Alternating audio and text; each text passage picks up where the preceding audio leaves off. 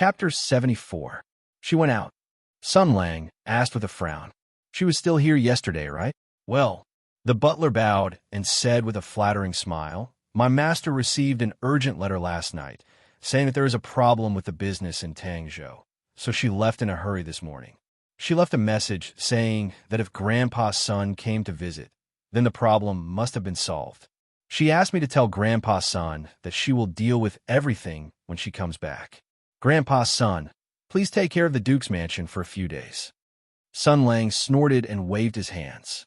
I don't care. I am leaving now. When she comes back, ask her to come to me as soon as possible. Under the butler's helpless gaze, the ranger slipped out of the Flying Phoenix pavilion and shook his head. Damn it.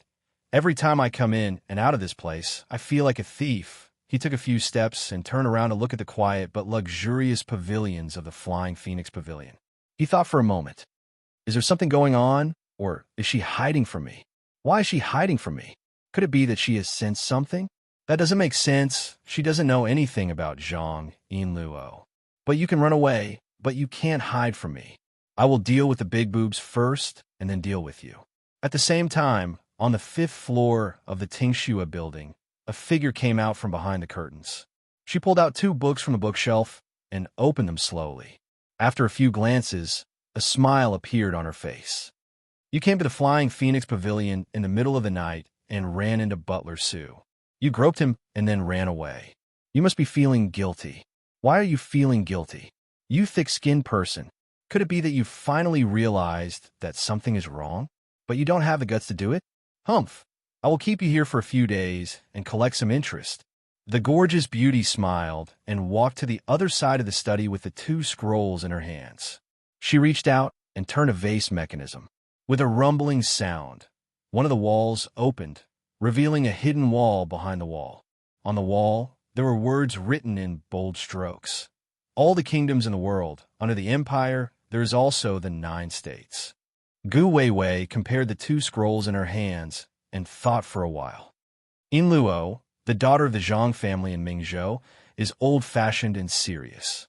She's one-track-minded and silly to the point of being adorable. Apart from her vulgar breasts, she's really lacking in anything else. Apart from her body, she's not to his liking. Marquis Jin Fu Zhao Fei Huang, quick-witted, mature at heart, lively at actions, interesting personality, and also has Su Qingwan as a buy one get one free gift. Bonus points. Therefore, Zhao Fei Huang should be above Zhang Yinluo. After thinking for a moment, Gu Weiwei placed the 2 scrolls under the location of Mingzhou in the empire. Mississippi Zhao was above, and the female detective was below. She looked at the huge wall map and mumbled to herself. Although I am a bit discouraged, I can't do it alone. Compared to having him all to myself, and then going to hell with him a year later, I still hope that he can live happily and well. But a person like me is only suitable to follow him without any regrets and help him do everything he wants to do. But when it comes to healing his wounds from the past and making him let go of his obsession, I can't do it. I can't even let go of my own past and obsession. How can I help him let go? So girls, do your best. She chuckled. But no matter what you do, I will always be unique, hee hee. This smile was so charming that it was enough to disregard gender and make anyone who saw this smile lose their composure. However, what was more subtle was that Beauty Gu, who seemed to have everything under control, obviously did not realize that some things were out of her control that night. Zhao Fei Huang woke up slowly and was about to sit up when Su Qingwan, who was sleeping by the bed, suddenly woke up and reached out to help Mississippi Zhao. Miss, you have been busy the entire afternoon. You should sleep for a while more. Big Sister Sue, I'm fine. The girl smiled. Her face was no longer as weak as it was during the day. I don't know why, but after sleeping for 4 hours, I feel much better. I feel that everything around me is different. My thoughts have become more agile than before, and I can understand things more easily. Even my eyesight and hearing have improved. Su Qingwan thought of what Sun Lang had said, and a trace of uneasiness flashed across her eyes. Just as the ranger had said, a part of the remaining power of the magic weapon remained in Mrs. Body and merged with her. Whether this power that did not belong to mortals was a blessing or a curse for Miss, she really did not know. No matter what, she still hoped that Miss could live a peaceful and ordinary life. Zhao Feihuang sorted out her thoughts and asked, "Has everything been arranged?" Su Qingwan nodded her head in understanding. "Everything has been arranged. Miss, you have already hinted to the people in the manor and the affected bailiffs this afternoon. Everyone thinks that nothing happened today. After 2 or 3 months, today will be completely forgotten and the chaos will be quelled.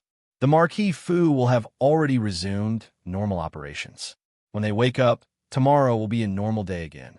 Nothing has happened, and everything will be as usual." Miss Zhao was silent for a moment and smiled. "I really don't dare to believe that it ended like this," housekeeper Su said softly.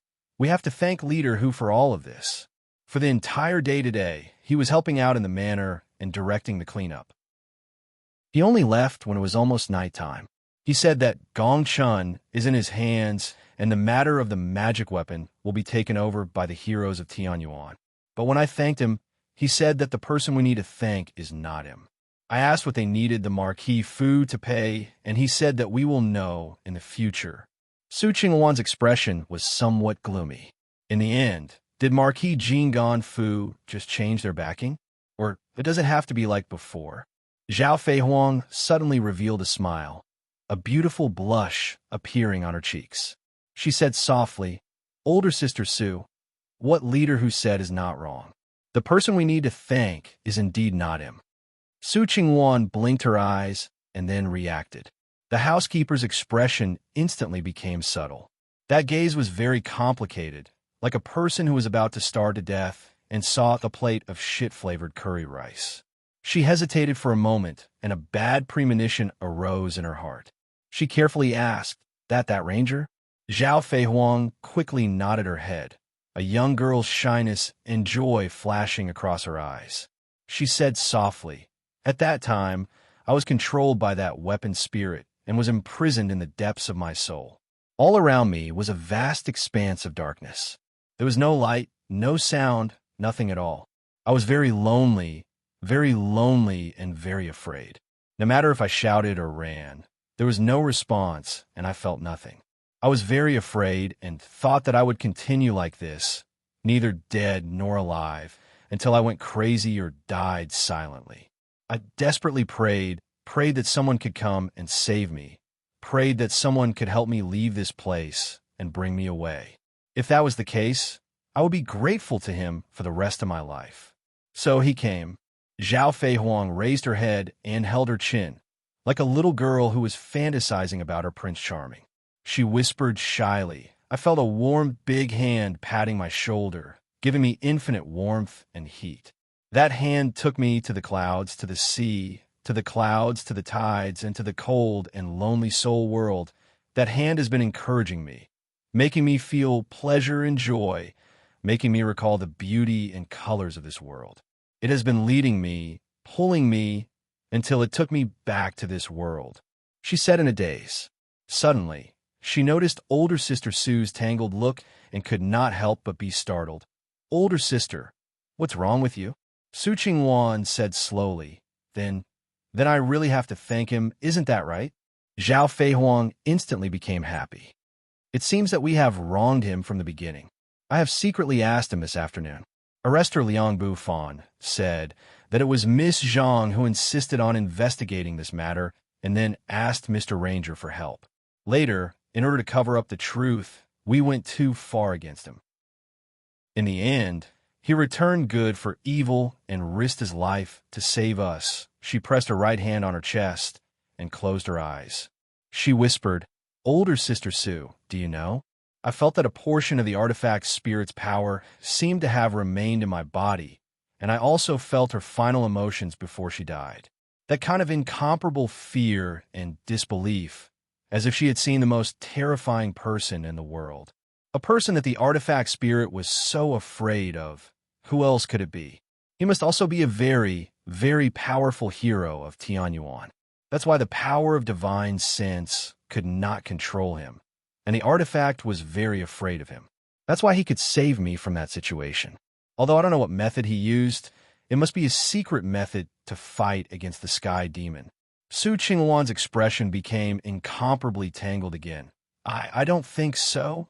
How can there be such a secret method? Miss Zhao smiled and said, well, anyway, it's late today, but the matter has been settled. Tomorrow, let's go and visit Mr. Ranger. Su Qingluan was shocked and hurriedly dissuaded her. Miss, your body is still very weak now. Let me do this for you. That won't do. Zhao Feihuang immediately refused. I should thank him personally for saving my life. Moreover, there is something that you can't do for me, okay? Housekeeper Su instantly felt that something was wrong. She swallowed a mouthful of saliva and said with some trepidation, Miss, what do you want to do? Do you still remember what I said that day?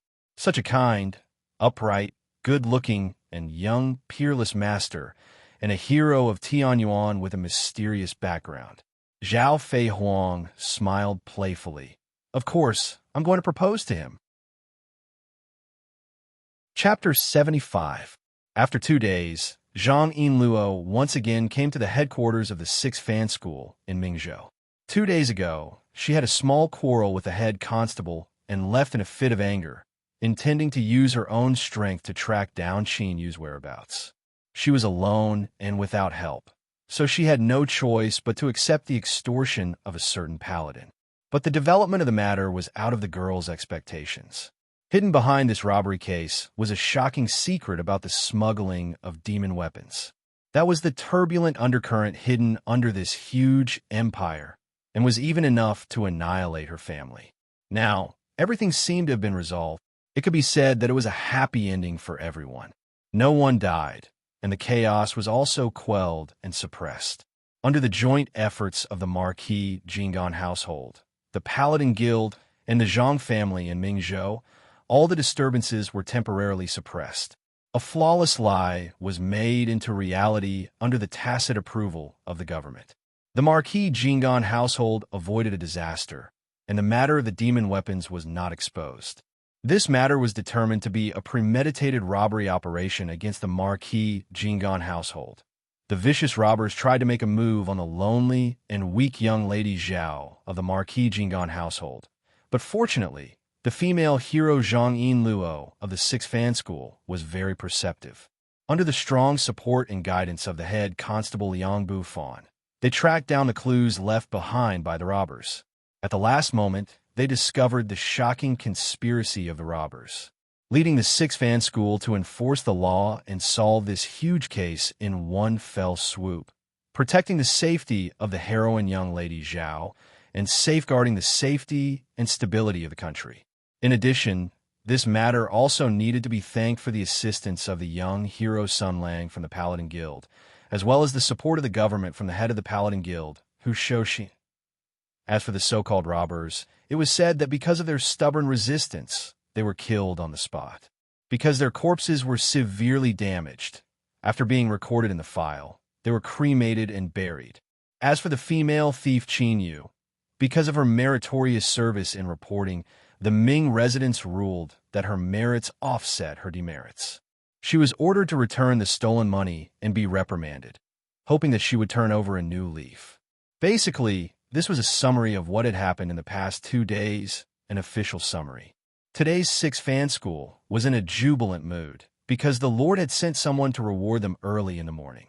Not only was there a reward from the government, there was also a personal gift from the Marquis Jinggan household. The entire 6th Fan School system will be able to share of the benefits. As for the trusted constables who had followed Liang Bufan to the Marquis Jinggan household to enforce the law, they would be promoted in pay. When everyone saw Zhang Yinluo come in, the noise instantly died down.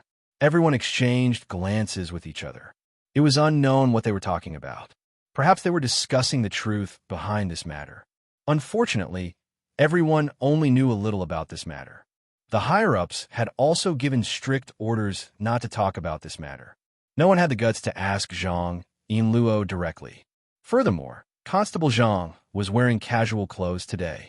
He wasn't wearing his constable uniform. I heard that 2 nights ago, Constable Zhang lost a criminal. Yes, I heard about it too. She went to the head constable 2 days ago, saying that she wanted to investigate this matter. Of course, the head constable didn't agree. Why waste so much effort on the life and death of a female thief? Even if she was caught, she would be fished out very quickly. So they had a big fight, right? That day, I saw her leave with a murderous look. Later on, I heard that she insisted on investigating this matter alone. Hey, she's really lucky. She actually bumped into a big fish. Not only did she make a great contribution, but she also formed a good relationship with the marquis, Jingon household. But her expression doesn't look good. That's right. She was the one who insisted on investigating, and she did it herself. It should be her alone credit, but the entire six-fan school shared it. With her temperament as a young miss, she can't tolerate sand in her eyes. How could she let the head constable off so easily? Sigh, this kind of young miss with a golden spoon in her mouth really has the right to be willful. She doesn't understand the principle of each person praises the other at all. That's right. What's wrong with making a big contribution? Not only can you please your superiors, but you can also make your colleagues satisfied. Your contribution won't be any less. The entire six-fan school will remember your good deeds, so why worry about not having the opportunity to be promoted and get rich?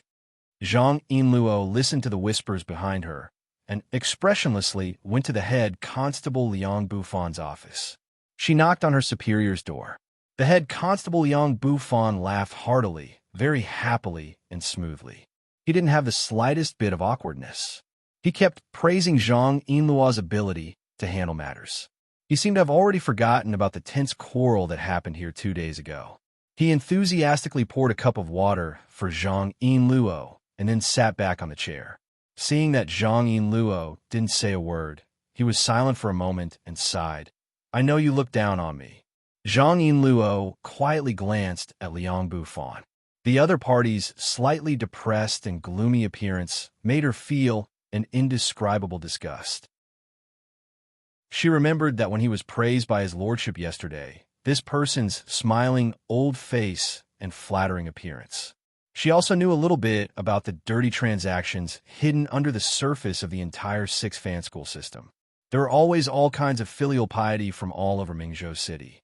Most of it fell into Liang Buffan's pocket, and he used it to purchase properties and bribe his superiors.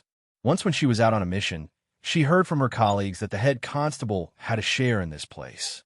He received a salary from the imperial court and was in charge of the public security of Mingzhou City.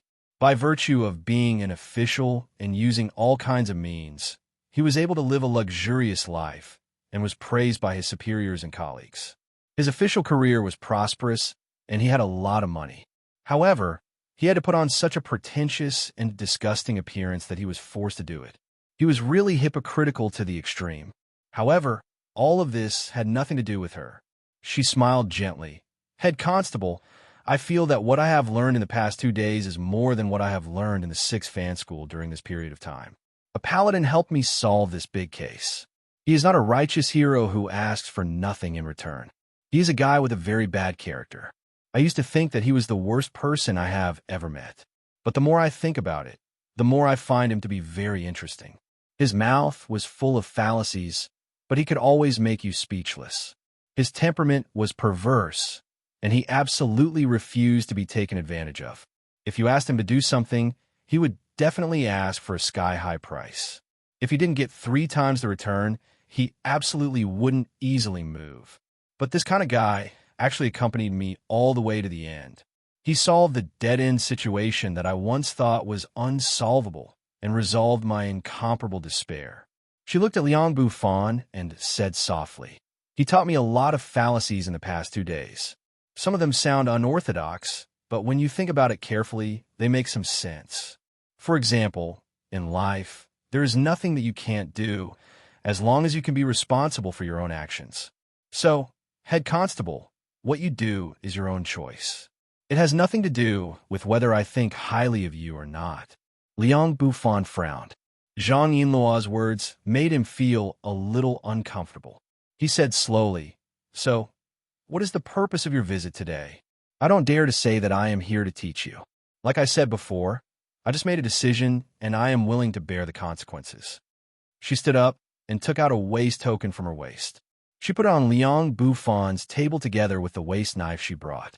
Then she said seriously, Master Liang, I have decided to leave the Six Fan School and resign from the position of constable. Liang Buffon widened his eyes in surprise. Just because of this? Not really. Zhang Yinluo shook her head and said, 2 days ago, I had a quarrel with the head constable here. I said that I was willing to lend a helping hand to a female thief, and I firmly believed that what I did was right. Now it seems that it is true.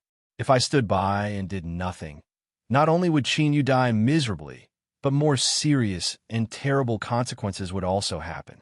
It was my efforts that saved all of this. Judging from the result, my decision is incomparably correct. But it is only the result. I thought about it last night. I thought about it. If I were to investigate this matter alone, what would the result be? The answer is that I can't stop all of this. I thought that what drove me to make this decision was the satisfaction of the heart or the real justice. I can't get the answer. She smiled. So, I think that I'm still too young and too weak now. I still have a lot of things to learn and a lot of things to understand. These things can't be learned in the Six Fan School. So I want to leave. Liang Bufon was stunned for a moment. He couldn't understand Zhang Yinluo's choice. Has your family agreed? Zhang Yinluo smiled and said, I've already mentally prepared myself to take responsibility for my actions. This morning, I laid my cards on the table with Father and the others. I wanted to argue with them and even get beaten up. However, for some reason, Father and the others only remained silent for a while before nodding their heads in agreement. However, they made me promise that within 3 years, I will definitely participate in the military selection. The head constable nodded. Then what are your plans for the future? Do you want to go back to your school or continue to travel abroad? Neither. Zhang Yinluo pursed her lips and smiled. I think I will become a paladin. She raised the Jinghong sword in her hand and said with a smile, a person like that who would never allow himself to be taken advantage of actually forced the Jinghong sword back to me. He always does things that are out of my expectations. Originally, I should have been very worried because he returned the Jinghong sword to me because he wanted to get more from me. Now, it seems that this cunning fellow has already predicted all of this. No matter what, he invited me before and said that he wanted to set up a detective agency. I took it that he was serious. In short, this time I must learn some more useful skills and experience by his side. Liang Bufon smiled bitterly. You are really as willful as a young lady. Yes, but isn't being willful a girl's privilege? Zhang Yinluo smiled mischievously. I was born in a rich family. I was born with resources and privileges that exceed ordinary people. I used to feel uneasy because of this. I don't want to be like those good-for-nothings. I want to make some achievements. I have always thought of myself as a rational adult. I am strict with myself. I am not allowed to be domineering and throw tantrums. But after spending a few days with a certain guy, I suddenly realized that I'm still a young lady. Occasionally, I can throw a tantrum and play pranks. So, today's decision was a tantrum? Of course not. Zhang Yinluo blinked her eyes and revealed a sly look. Then, she waved her hand and said meaningfully, as for what a real prank is, you will know. Then I will leave, Lord Liang. The girl left with a burst of fragrance. Her footsteps were unprecedentedly light. Her back view was like a carefree elf. Liang Bufon was slightly absent-minded. When he came back to his senses, he shook his head and sighed. He sneered, this young lady who doesn't know the immensity of heaven and earth. But it's good that she left. She is standing in front of me and is an eyesore. What prank? What prank? He straightened up and was about to pour himself a cup of tea. Suddenly, a loud sound came from the direction of the window. It seemed that someone had thrown something from the window. The wind was fierce, and there was a trace of gunpowder burning. Then an incomparably familiar female voice shouted from outside, Eat shit, Liang Bufon. Bang. Chapter 76. After giving her unscrupulous boss the wrath of a young girl and the punishment of justice, Zhang Yinluo bolted out of the Six Fan School under everyone's astonished gazes. Liang Bufon's roar and chaotic screams could be faintly heard behind her. The consequences of opening the canned herring indoors were devastating. Furthermore, when she made the explosive external control pendant for the canned herring last night, she had added a little something to it to ensure that the stench could spread to the outside faster, wider, and longer. She would definitely bid farewell to her former colleagues in the six-fan school the best farewell. She ran out of the door and ran to the main street with a bright smile on her face. If it was 2 days ago, she would never have dreamed that she would actually do such a deviant thing. But today, when she heard Liang Buffan's screams, she actually couldn't help but reveal a happy smile, as if she was a little child who had succeeded in her prank. It's all that bastard's fault. She secretly spat in her heart, and then naturally pushed all the blame to a certain ranger. The girl walked on the street with a smile, heading in the direction of Sun Lang's house. That guy would probably be shocked when he sees me, and I don't know how he would react. No. According to his character playing tricks on people, he would definitely put on a look of disdain and chase me away. Dream on. That day, you said it yourself that you can't go back on your words. Besides, I've even resigned from my official position and condescended to ask you to partner up. If you don't agree, Zhang Yinluo patted the small bag on the right side of her clothes.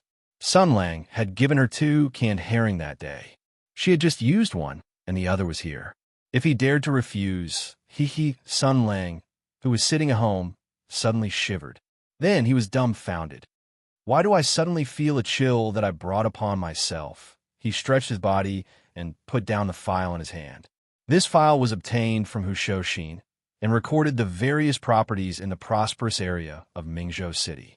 Obviously, the biggest reward of this operation was that he had found a precious light in this cruel world where there was no love and no breast that could be slowly rubbed. Although the female detective named Zhang Yinluo was stupid, unfeminine, and unattractive, she was a rare treasure to a certain someone. If she was stupid, she could be educated. If she was stupid, she could be treated with electric shocks. If she was unfeminine, she could be trained and guided. If she was unattractive, she could be taught. If she was unattractive, she could be taught. If she was unattractive, she only needed to learn one thing. The most important thing was her breasts that could be slowly rubbed and would not die no matter how he touched them. Therefore, the basic mission at this stage was the legendary capture of the big-breasted female arrester.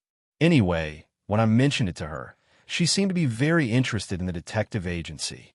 Sun Lang touched his chin and said, "Moreover, the Mingzhou officials will definitely cover up the truth about Qin Yu's case and make up a lie that will fool everyone. Moreover, everyone involved will benefit and benefit. Given that girl's character, she will definitely be very dissatisfied with this. In this kind of situation, in this kind of mood of disappointment towards the whole world, if I suddenly appeared handsomely and invited her to join this detective agency, to save the world together, and to work hard for a bright tomorrow, this girl will definitely be deceived." Sun Lang touched his chin. Even if she happens to have an IQ online, and with her idiotic intuition, she notices that something is wrong and expresses her refusal. The paladin laughed sinisterly. "That's fine. In this case, I will have to use the dirty means of the Lord, such as intimidating your family or harassing the six-fan school." As for the method, he took out a can of herring from his pocket and tossed it in the air. The smile on his face grew wider.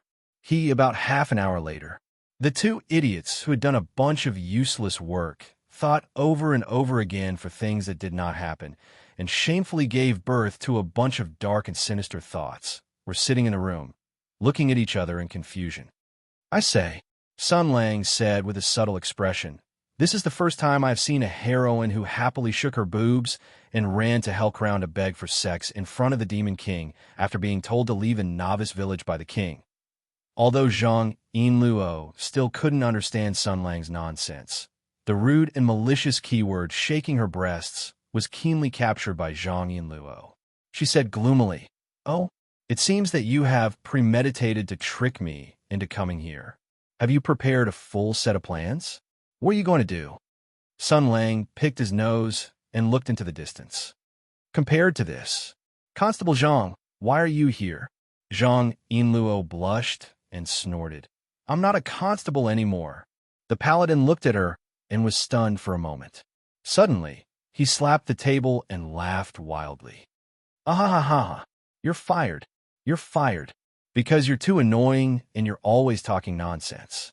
You've blocked countless opportunities for your boss and colleagues to make money, so you're finally fired. Because you don't know how to behave, your boss found a reason to fire you. You're such a failure as a cop. His appearance was really asking for a beating. Zhang Yinluo roared, "Fire your ass. I resigned on my own accord." Sun Lang gasped and suddenly took out a mirror from the drawer next to him. He carefully looked at himself in the mirror and sighed. I didn't expect that I would be so handsome after not seeing me for a few days. I actually attracted the black silk, soul-chasing goddess Zhang Yinluo, who is known as the first wave of Qinghe and the first hegemon of Mingzhou, to give up the darkness for the light and send milk to my door. The corner of Zhang Yinluo's eyes twitched. Although she had expected this situation, she still wanted to hit him. But I'm still very happy that you can come. Sun Lang tossed the mirror aside and turned his head. There was already a gentle smile on his face. Although my personality is bad, I don't get up early if there are no benefits, and I'm also a guy with bad 3 views and a perverse temperament. I like to bully people and play pranks. Although I'm such a guy, I still need your guidance. Zhang Yinluo was momentarily dazed by this smile. The current Sun Lang was completely different from the usual Sun Lang, who looked at people with slanted eyes and looked like he deserved a beating. At this very moment, he seemed to be genuinely happy for her arrival. The usual Sun Lang and the current Sun Lang. Which one was the real Sun Lang? The girl was extremely confused. She blinked her eyes and snorted in panic. What? You were asking for a beating just now, and suddenly you've become like this. Really? Sun Lang smiled and nodded. Then, since you've chosen to join, then the other condition you owe me can be considered fulfilled. Zhang Yinluo made an ah sound. This was somewhat beyond her expectations. Quitting his official position and becoming a ranger was an act of initiative by Zhang Yinluo, not to fulfill that condition. Even she did not expect that Sun Lang, this shrewd guy who would not get up early if there were no benefits, would take the initiative to mention it. The girl was a little surprised. Hey, did you take the wrong medicine today? The ranger smiled slightly. I've said it before. I'm very happy that you can come. Although I'm like this, in fact, I also hope to have a companion like you. After all, these years, his tone was flat, but a trace of melancholy flashed in his eyes. A little lonely. Zhang Yinluo was obviously very uncomfortable with his sudden change in style. However, the trace of loneliness in his eyes seemed incomparably real, so much so that it made the girl's mood fluctuate slightly. She whispered, "Who can you blame for this?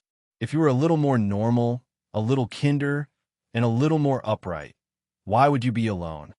The girl obviously did not realize that she had been tricked again, and she definitely did not want to know what Sun Lang meant when he said, "Hope to have a companion like you," and "a little lonely." Come on. Sun Lang's expression became light again. He stood up and pulled out a few pages from the desk. He turned back and said, "Before we officially welcome you in, we'd like to confirm a few things." Zhang Yinluo asked curiously, "What things?" Sun Lang's expression suddenly became serious. "A very, very important thing. Although I'm pretty sure in my heart, if I don't confirm it myself, I won't feel at ease. Moreover, this matter is of great importance. If we confirm it earlier, it will be good for both of us." Seeing that Zhang Yinluo was a little confused, Sun Lang explained, "You can think of it as an entrance exam. The boss needs to have a general grasp and understanding of the various abilities and attributes of the new employees. Do you understand now?" Zhang Nuxia was an elite who had studied abroad. Naturally, she was familiar with the West. Although she faintly felt that something was not quite right, she still nodded. "I understand." Sun Lang smiled very kindly. "Then let's start." Chapter 77. Name: Zhang Yinluo. Gender: The girl looked at Sun Lang expressionlessly. "Are you looking for trouble?" Sun Lang snorted. "What do you know? What's the most important quality of a ranger? It's the rigorous spirit of exploration and the bold spirit of doubt. When solving a case, we have to make the boldest assumptions and carry out the most rigorous verification. Sometimes, your eyes can deceive you. Sometimes what you see is not the truth. Zhang Yinluo almost blurted out, "Are my big breasts fake?" Such domineering words. But the girl's reservedness made her restrain this impulse. She said angrily, "Female." The ranger looked at her seriously. "Are you sure?" Zhang Yinluo couldn't bear it anymore. She slammed the table loudly and roared, "You're really looking for trouble, right?" "Wrong, wrong, wrong," Sun Lang said seriously. "I'm giving you your first lesson as a paladin. You can put makeup on your face, you can control your body shape, you can control your diet, you can stuff something in your chest, and you can distort your voice. The woman you see may not be a woman, just like the truth you see may not be the truth. As a ranger, you have to have the spirit of doubt. You have to be bold in your doubts, assumptions, and inferences." After talking nonsense for a while, he didn't wait for Zhang Yinluo to think carefully. He pointed at the girl and said loudly, "Then let me ask you, if someone suspects that you're not a woman, what will you do?" Zhang Yinluo sneered, "I'll beat him up on the spot." "If you're so violent, other people's guesses will be confirmed." Sun Lang sighed. "What if the situation requires you to immediately prove your identity as a woman?" The girl looked at him sideways. "I don't think anyone would be crazy enough to talk about this except for you. Like I said, this is your first class as a ranger. The topic of this class is how to prove that a person who looks like a girl is really a girl." Sun Lang crossed his legs and said casually, "Little friend Zhang Yinluo, didn't you say that you wanted to learn some advanced postures from Teacher Sun? Why don't you answer this question?" Zhang Yinluo first thought about it seriously, and then for some reason, his face suddenly turned red, and he said angrily, "You're just making fun of me. There's no need to prove anything when we're on a mission." "Huh?" Sun Lang dug his nose. "Let's say you're chasing after a fugitive. You follow the clues and find someone who looks like the suspect. The other party's face looked 70 to 80% similar to the fugitive, but he was dressed as a woman. By secretly observing his movements and the makeup on his face, you were 80% sure that he was the fugitive you were looking for. He was a woman in disguise, but his disguise was impeccable, and he looked like a delicate and pitiful woman. When he was stopped by you, he shouted for help, saying that you were a human trafficker or something like that. The brave citizens surrounded him, wanting to protect the weak woman. You explained that he was a fugitive and that he was a man, but no one believed you. Then there's the problem. Time is tight. Maybe in the next second, you'll be surrounded by everyone, and the other party will take advantage of the chaos to escape. You have to use the fastest speed to prove that he's a man. What should you do?" Zhang Yinluo didn't expect this guy to be able to come up with such a plausible situation. He couldn't help but be startled. Sun Lang nodded. "Well, according to your rough law enforcement habits and violent nature as a cop, you'll definitely want to pull down the other party's pants or tear open the clothes on his chest. Then there's the problem. If he's really a man, as a young girl, when you pull down the other party's pants, you'll naturally see the other party's big asterisk asterisk asterisk. Oh, I really couldn't tell that you're such a pervert." Before Zhang Yinluo had time to react, Sun Lang continued, "Besides, although you're 80% sure that the other party is the suspect, what if? What if it's just a woman who looks like a criminal, and you tear open her clothes in public? How much damage would that be to a woman? You actually ruined a woman's reputation for your own benefit. Scum, scum." Zhang Yinluo rolled his eyes and said coldly, "Then what can you do to prove it?" "Way? There are many ways," Sun Lang said without hesitation. "First, let the other party lie flat on the table or bed, and then feed them some kind of magic potion with the effect of local organ enlargement. Then, see if there's any magical phenomenon. Second, find a few big, burly, and coarse men to scare the other party.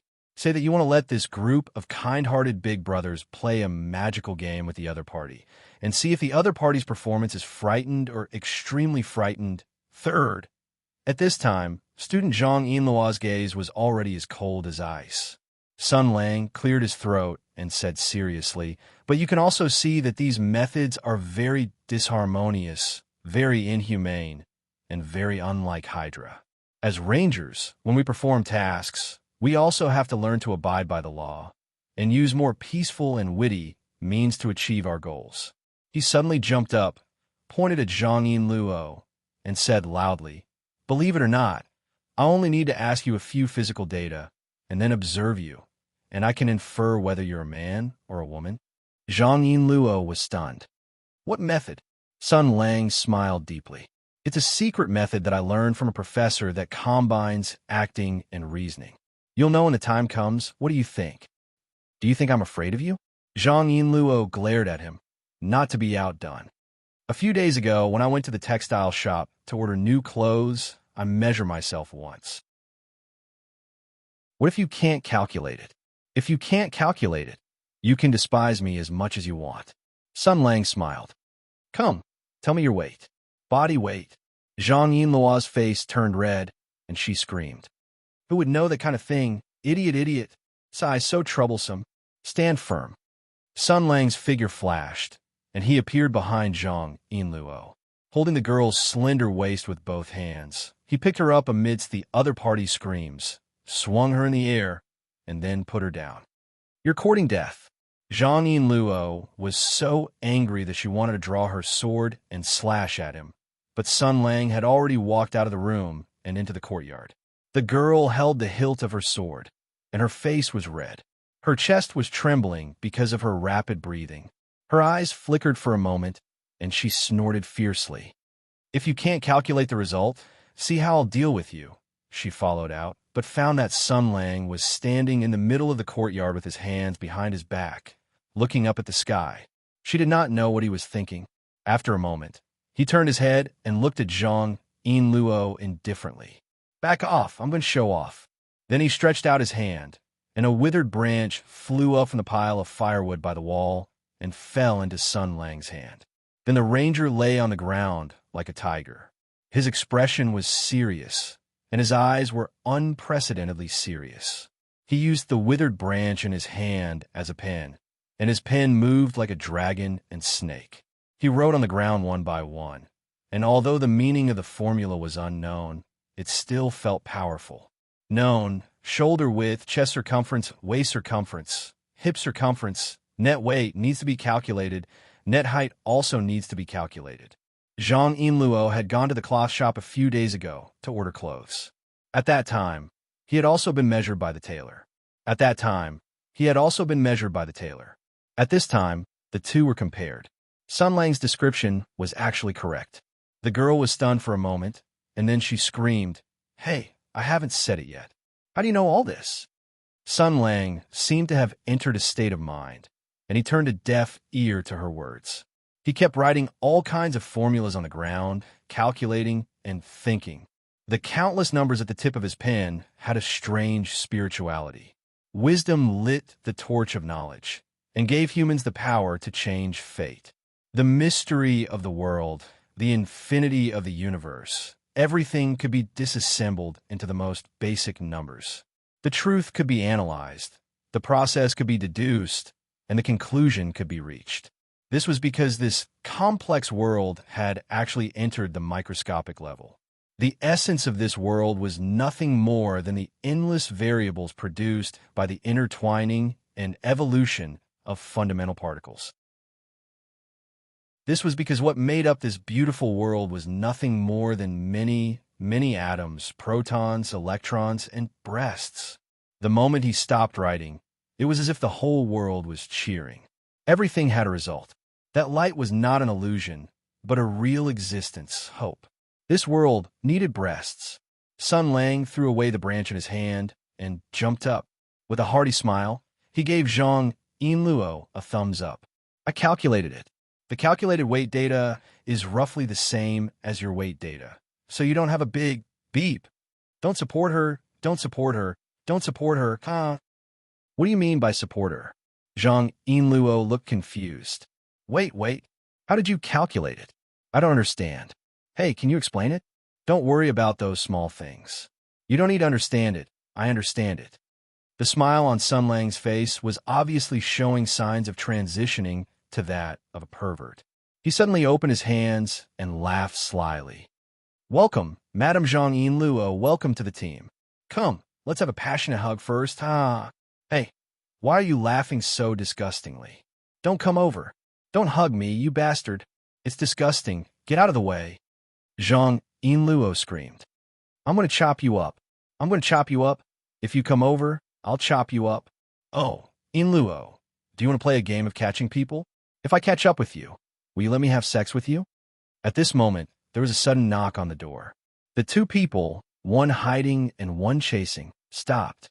Before Sun Lang could ask, Zhang Yinluo had already let out a sigh of relief.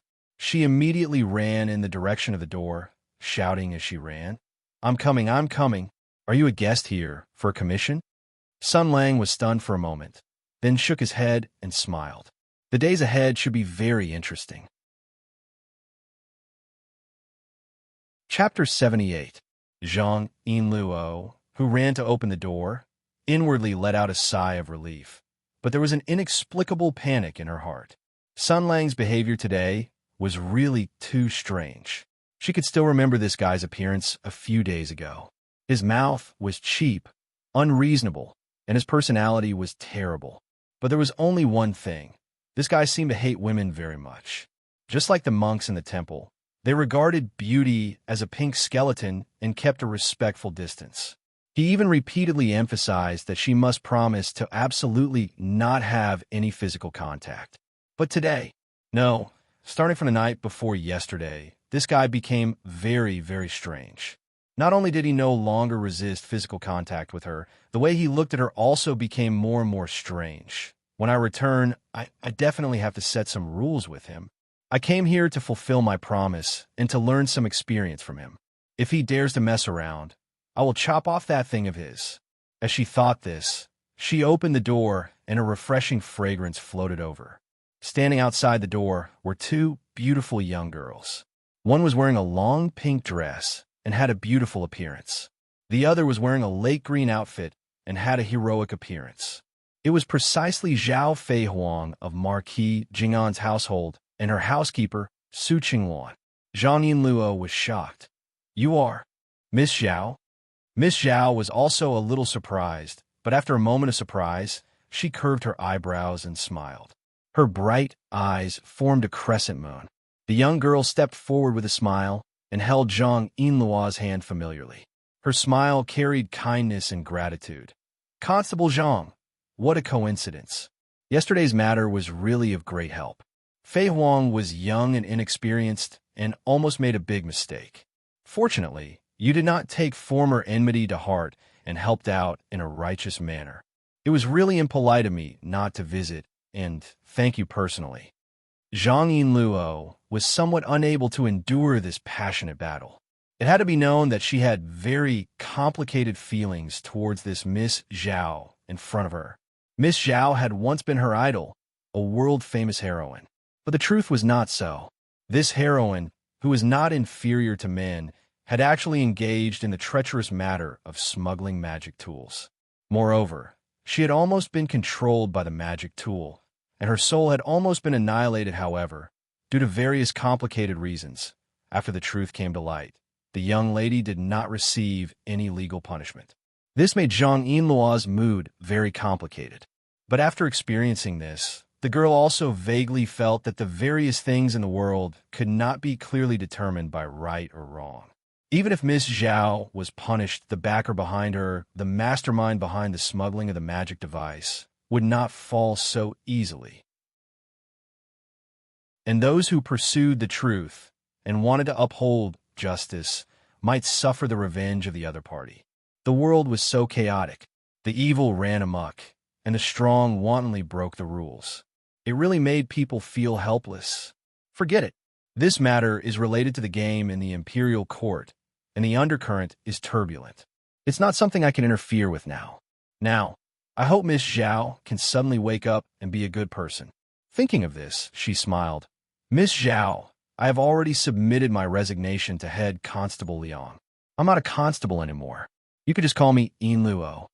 Then I'll be arrogant and call you sister. Ms. Zhao's eyes flashed, and she smiled. Sister, what's your purpose here? Come, come, come, let's talk inside. Ah. Zhang Yinluo was pulled into the courtyard by Miss Zhao's hand. For a moment, she was a little confused. This seems to be something wrong. However, after a moment, something even more wrong happened.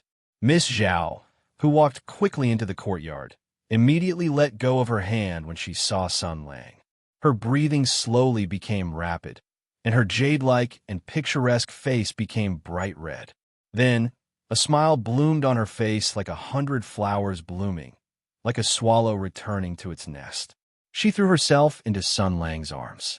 That smile was so moving, condensing countless thoughts and sentiments. No man in the world would be able to resist such a smile. However, Sun Lang was an exception. When the two were less than 10 feet apart, Miss Zhao's movement was stopped. Sun Lang raised his hand, holding the withered stick that had just observed the quantum superposition state under Zhang Yinluo's skirt and collapsed in his hand. He pressed it against Miss Zhao's forehead. Sun Lang tilted his head and smiled kindly. Miss Zhao, you are seriously ill. Why don't you lie at home to rest? Instead, you come out to harass innocent young men? Su Qingwan, who had a conflicted expression from the beginning, finally couldn't help but take a few steps forward and pull Zhao Feihuang back. She first rubbed the red mark on Miss Zhao's forehead with a distressed expression and then glared at Sun Lang. Miss Zhao, let's go. This man is very dangerous. It's better for you not to get close to him. Zhao Feihuang struggled hard and said, How is it dangerous? Sister Su, let go of me. This is too rude. How could Su Qingwan be willing to let go? She had experienced the power of someone several times. If she was touched by him, she would. Housekeeper Su remembered the past and shouted with shame and anger. You will get pregnant if you stare at his eyes. Don't you think it's dangerous? Ah.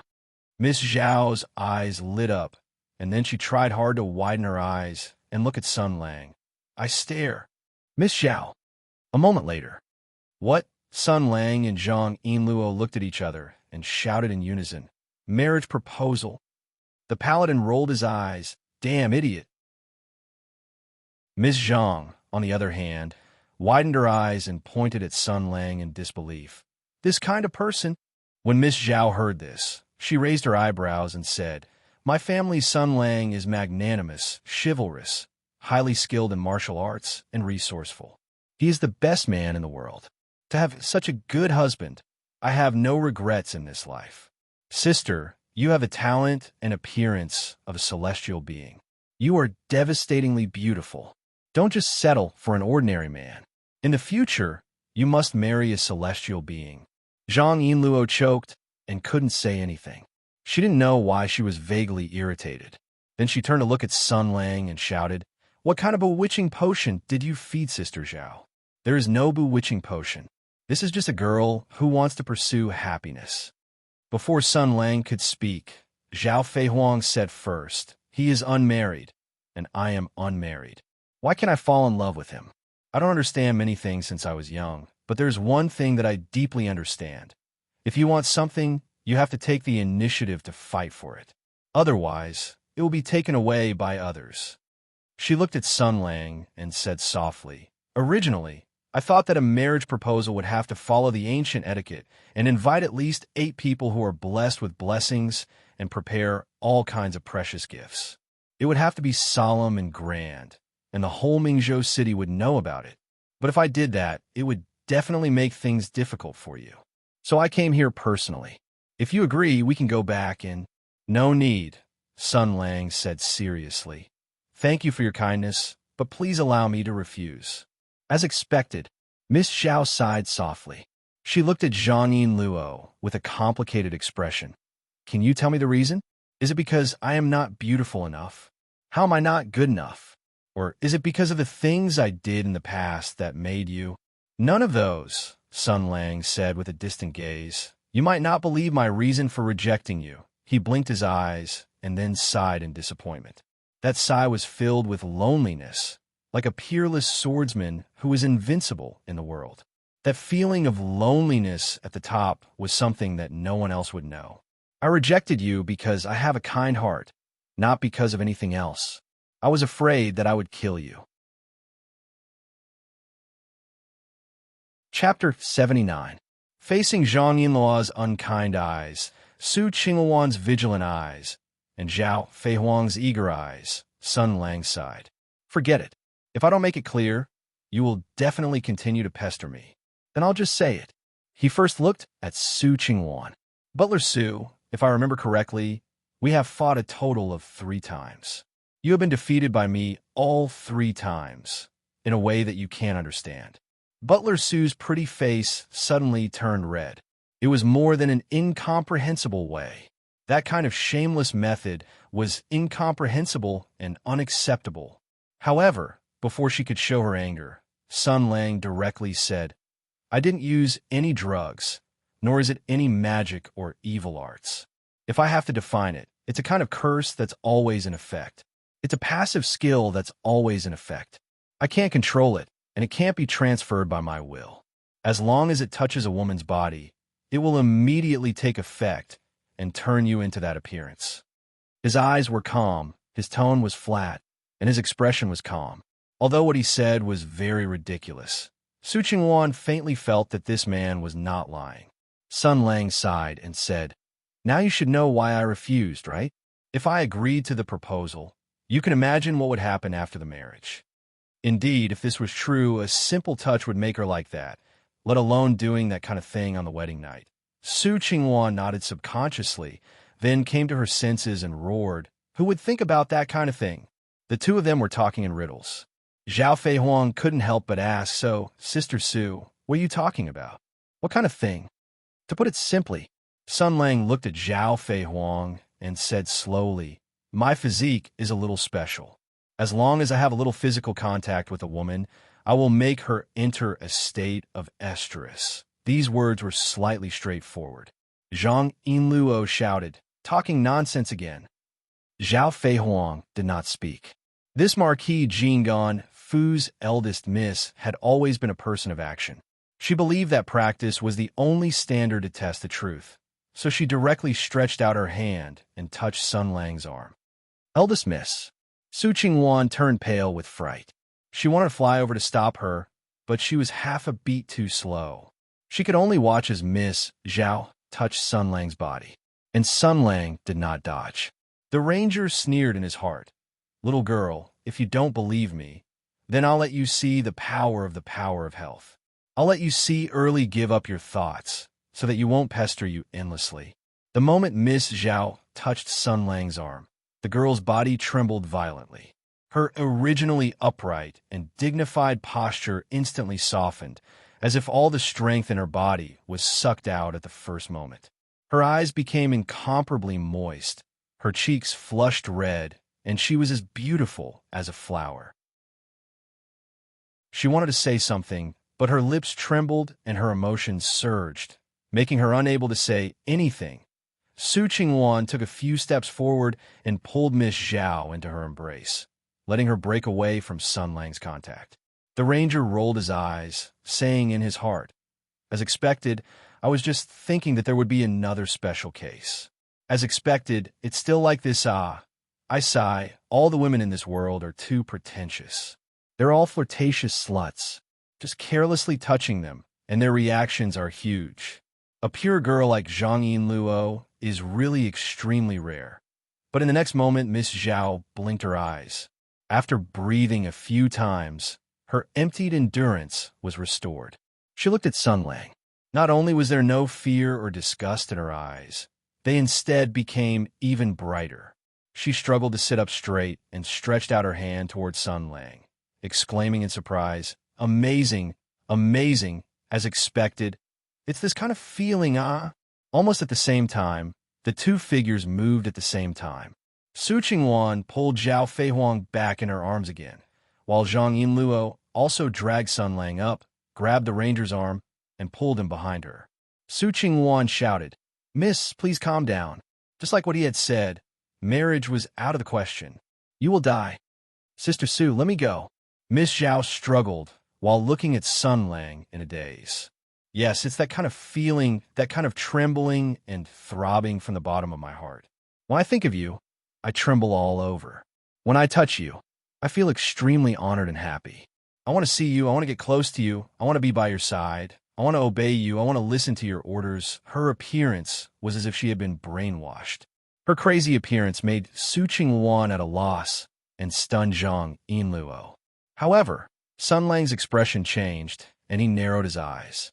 It seemed that you were really sick, Miss Zhao.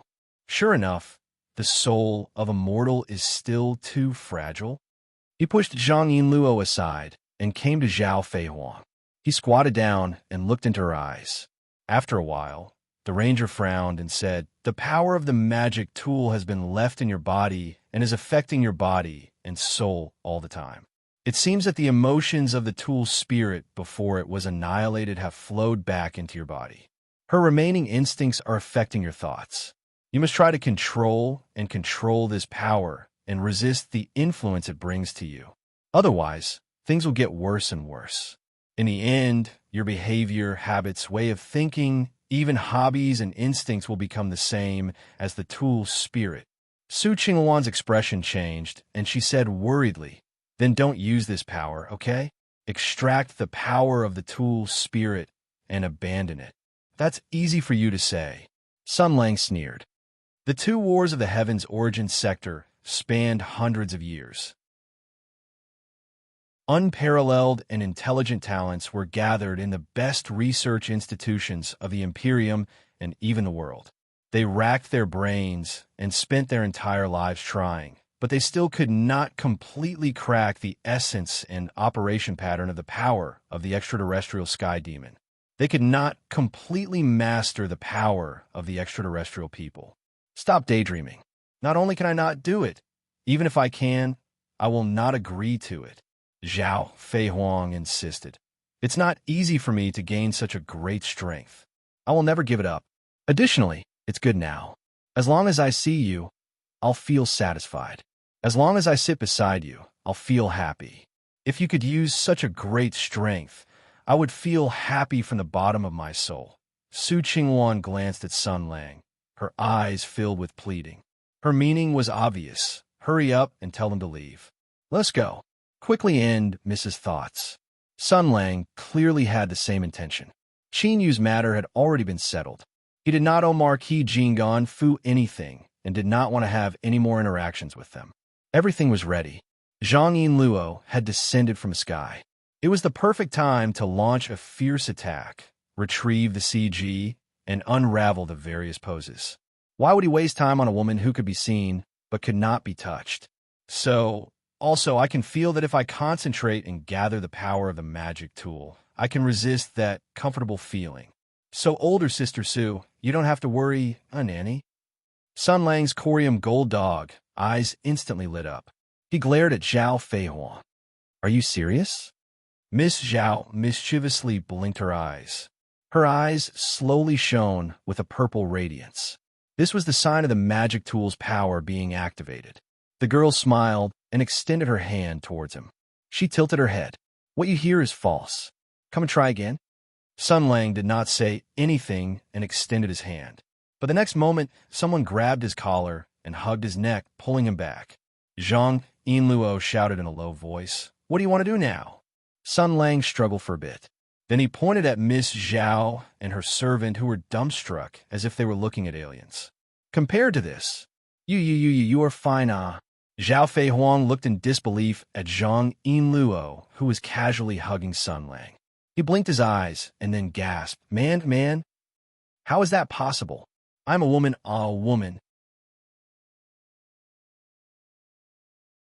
Chapter 80.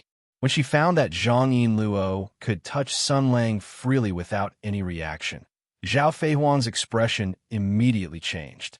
The way she looked at Zhang Yinluo had changed from the leisure of caring for a mentally handicapped child to the solemnity of facing a formidable enemy. The consciousness of competition and hostility burned fiercely. Zhang Yinluo was unaware of this. At this moment, she was pulling Sun Lang aside and scolding him seriously. What the hell do you want to do? Miss Zhao is alone and has no one to rely on. You're not allowed to take advantage of her. If you have time to speak for others, why don't you turn around and look? This Miss Zhao you're talking about looks like she wants to swallow you alive. Sun Lang saw this and found it funny. He shrugged, turned his head, and shouted to Zhao Fei Huang. Miss Zhao, I forgot to tell you. I've decided to leave the ranks of the Ranger HQ and start my own business. I'll set up a ranger firm with this Zhang Yinluo. Are you interested in being our first client? Miss Zhao's eyes froze. She jumped up, raised her hand, and shouted, Okay, I want to hire you for life. For life. The ranger smiled and said, Sorry, this shop doesn't provide long-term service. We only accept single business. Customer, you'd better be honest. Zhao Fei Huang was a little disappointed. Oh, they'll hire you to accompany me. How much is it? Sun Lang shook his head again and said, Miss Zhao, compared to this, let's talk about more important business first. The power of the magic tool and the remaining spirituality of the tool spirit are affecting your thinking. If this goes on for a long time, I'm afraid that you will be damaged. Therefore, this shop will help you control this power and resist its erosion until you completely control this power. Do you want to roar? If I can completely control this power, I might be able to help you better. Miss Zhao muttered to herself and then shyly glanced at Sun Lang. She wanted to say something, but she was still shy. And Sun Lang pretended not to understand Miss Zhao's hint and put on a righteous look. In that case, secretary, go draft the contract. Secretary? Zhang Yinluo pointed at herself. Me? Of course it's you. Who else can it be? The firm doesn't have enough staff now. There's no clerk. You could be the secretary for now. Sun Lang said gently, Now that there's something, you can do it as the secretary. When there's nothing, it'll be my turn. Zhang Yinluo obviously didn't understand Sun Lang's subtle hint. Under Miss Zhao's gentle gaze, the girl pulled Sun Lang to the side. Hey, I told you not to loot a burning house. Why are you provoking her again? Sun Lang spread his hands. Rangers can't be picky when it comes to work. Also, don't you care about Miss Zhao anymore? The power of the magic tool remains in her body and is constantly affecting her. The way the extraterritorial sky demon thinks, the way the extraterritorial sky demon views humans, the extraterritorial sky demon's savagery, and the extraterritorial sky demon's cold-bloodedness. If we don't interfere, sooner or later, Miss Zhao will become a monster like the extraterritorial sky demon. Is this not a problem? Zhang Yinluo looked at him with perplexed eyes. Although your reasons are so good, I still think you have some ulterior motives for Miss Zhao. Yes, I admit it. A fair lady is a good match for a gentleman. Since she can pursue her own happiness, why can't I? This Miss Zhao is beautiful, gentle, and has a big family business. She also has a good family background. Miss Zhang was irritated by his words. She frowned and said, But you can't touch girls, right? Also, you said that Miss Zhao's current appearance is probably due to the influence of the magic tool. If she gets rid of this influence, it's hard to say whether Miss Zhao will still fall in love with you. Now that you're taking advantage of her, you're simply looting a burning house. This is the crux of the problem. Didn't you hear Miss Zhao say that she can resist my power if she gathers her strength and concentrates her mind? Sun Lang sighed. I have to confirm whether it's true or not. Think about it. I'm such an upright, kind, and responsible man. But because of this joke of fate, I don't even have the right to love. Not to mention love, I can't even satisfy my most primitive desire. I can't even go to the brothel. I've spent these years alone and empty. Don't I have the right to pursue love? Can't I have sex with the person I like? He said earnestly, so no matter whether Ms. Zhao really likes me or not, I have to get to the bottom of this matter. Even if it doesn't work, I can still confirm if someone with a magic tool's remnant power can resist my power. If they can, then I'll still have hope to be with the person I like in the future. At least, I can find a way to extract the power of a magic tool and pour it into their bodies. Zhang Yinluo frowned and said that. Sun Lang blinked and said innocently, what door? The door of the Stone of Fate? The girl looked at Sun Lang suspiciously. Did I hear wrong? The ranger said as if nothing had happened. I don't know what you're talking about. So, my purpose. From a business point of view, it's to complete the customer's commission and then make money. From a moral point of view, it's to lend a helping hand to a weak woman who needs help. From the perspective of my personal happiness, I have to get to the bottom of this matter. Even if it's me, I also have the right to pursue happiness. He looked at Zhang Yinluo and said slowly, "But speaking of which, you're obviously a girl, but you're immune to my ability. Why don't we make do with each other?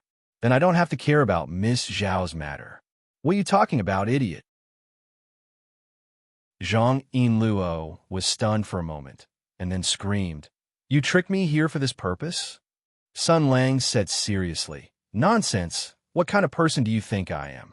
If I just wanted to have sex with you, think about it. From 2 days ago until now, how many opportunities did I have to do this? When you were scared to death, when you were out of your wits, when you owed me conditions, when did I not have the opportunity to have sex with you?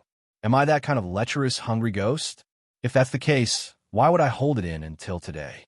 I would have attacked beautiful girls everywhere long ago. Whether they die or not, it's none of my business. Anyway, it's fine as long as I feel good." Zhang Yinluo thought that it was true.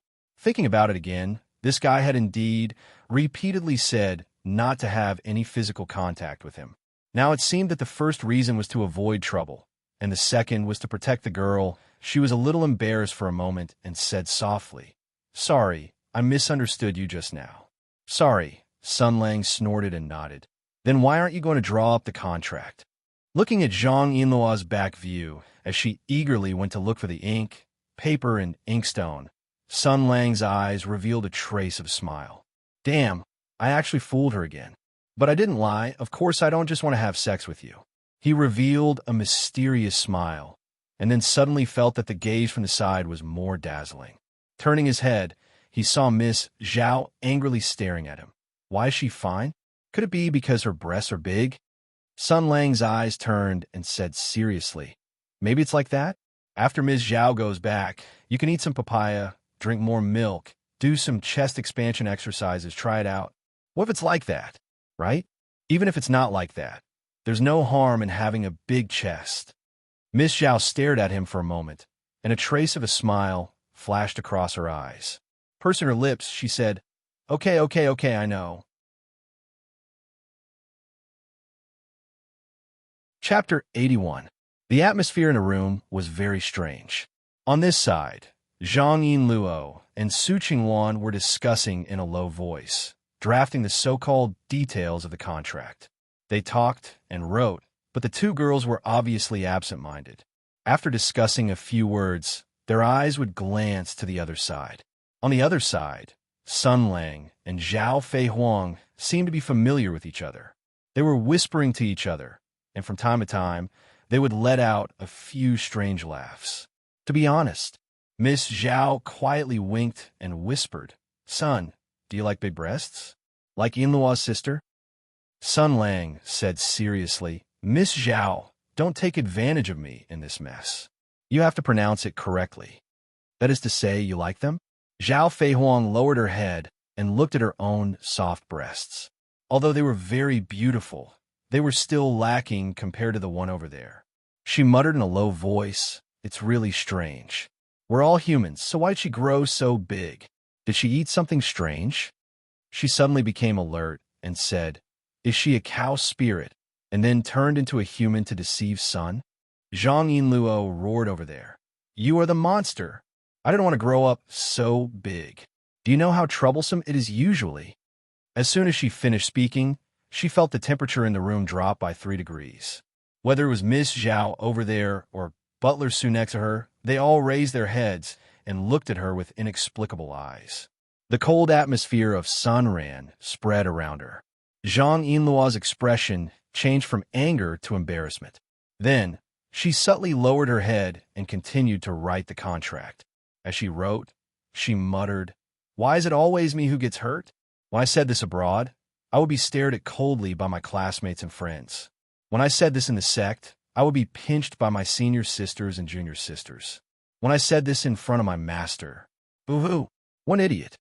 Miss Zhao snorted and muttered, "I can't believe I lost to such a guy. I can't believe I lost to such an idiot." However, She quickly recovered and leaned towards Sun Lang with a suspicious expression. She whispered, "By the way, did you know that Big Sister Sue's chest is actually quite big? When I used to sleep with Big Sister Sue, I liked to rest on her chest. It was soft and very comfortable. I grew up with Big Sister Sue. When she had something good, she would definitely give it to me, and when I had something good, I would definitely share it with her." So she raised her eyebrows and tried to entice Sun Lang. "After we get married, the three of us can sleep together. How about that? We can rest on Big Sister Sue's chest." Before she could finish her words, Su Qingwan's embarrassed and angry voice sounded, "Eldest miss, have some self-respect. Please be dignified." Zhao Feihuang stuck out her tongue embarrassedly, but she still said with conviction, "This is boudoir love talk. Boudoir love talk. What's wrong with me whispering to my future husband? I read in the book that the woman a man likes is as cold as frost, noble and elegant outside, but passionate and bold at home. Sun Lang, do you like it?" At this time, she suddenly became a little worried. After all, it was just something she read in the book. No one could be sure whether it was correct or not. She carefully glanced at Sun Lang and whispered, "Don't you like it? If you don't like it..." Looking at the girl's eyes that were mixed with shyness and anticipation, Sun Lang instantly understood that the reason why this rich young lady was able to say such bold words was not because of her nature, but because she thought that he liked her like this. So she forcefully endured her shyness as a woman and said those overly bold and unrestrained words for a moment. He didn't know how to deal with it, so he turned his head and said lightly, "You don't have to do this." Zhao Feihuang's eyes were a little moist. "Do you really not like it?" Sun Lang rolled his eyes under Su Qingwan's complicated and angry gaze. "Well, I admit that as a young and strong man, although I have seen through the world of mortals and dealt with many coquettish bitches, I still appreciate a very pure and unpretentious girl like you. In fact, if there's a girl who is willing to overcome her natural shyness for you and try to do something for you that you don't even dare to think of, I think no man can easily refuse this kind of feeling." Hearing this, Miss Zhao blinked her eyes, and the moist tears in her eyes immediately turned into shining stars. She smiled and said, "So you like it? I also appreciate a man like you, Sun Lang, who is honest and simple and not good with words."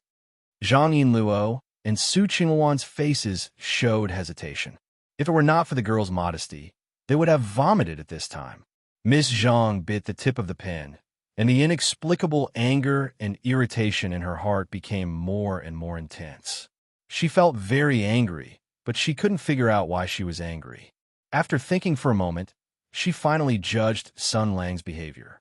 She gnashed her teeth and muttered in a low voice, "Seducing the employer at work is against professional ethics.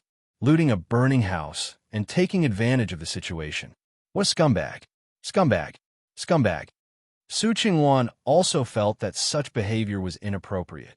"Miss Zhao, with all due respect, although outsiders can't interfere in the love between husband and wife, now you are not married, and even the engagement hasn't been set, so it's better to restrain yourself. A lady from a respectable family should act like one. If you really can't do it, don't do it in front of outsiders. It has a bad influence," Miss Zhao said with a smile. "Sister Sue, you're not an outsider. Even after I get married, we will be together forever. We grew up together, and you're the closest person to me. I don't need to hide anything from you. You're not the kind of outsider who shamelessly sits in other people's house and shamelessly listens to other people's love talk." "Pa!" Zhang Yinluo broke the pen in her hand. Shi Sunran looked at Zhao Feihuang, and Miss Zhao also looked at her without backing down. At this point, the veil of tenderness was completely torn apart, and the atmosphere became tense. Since the woman who was suspected to be the incarnation of a cow spirit was immune to Sun Lang's ability, obviously, Zhang Yinluo was regarded as a great enemy by Miss Zhao. OF*CK. OF*CK. OF*CK. Is this the legendary Azura field? F*CK. F*CK. F*CK. F*CK. I can't believe I would experience such a happy scene in my lifetime. Sun Lang was almost moved to tears.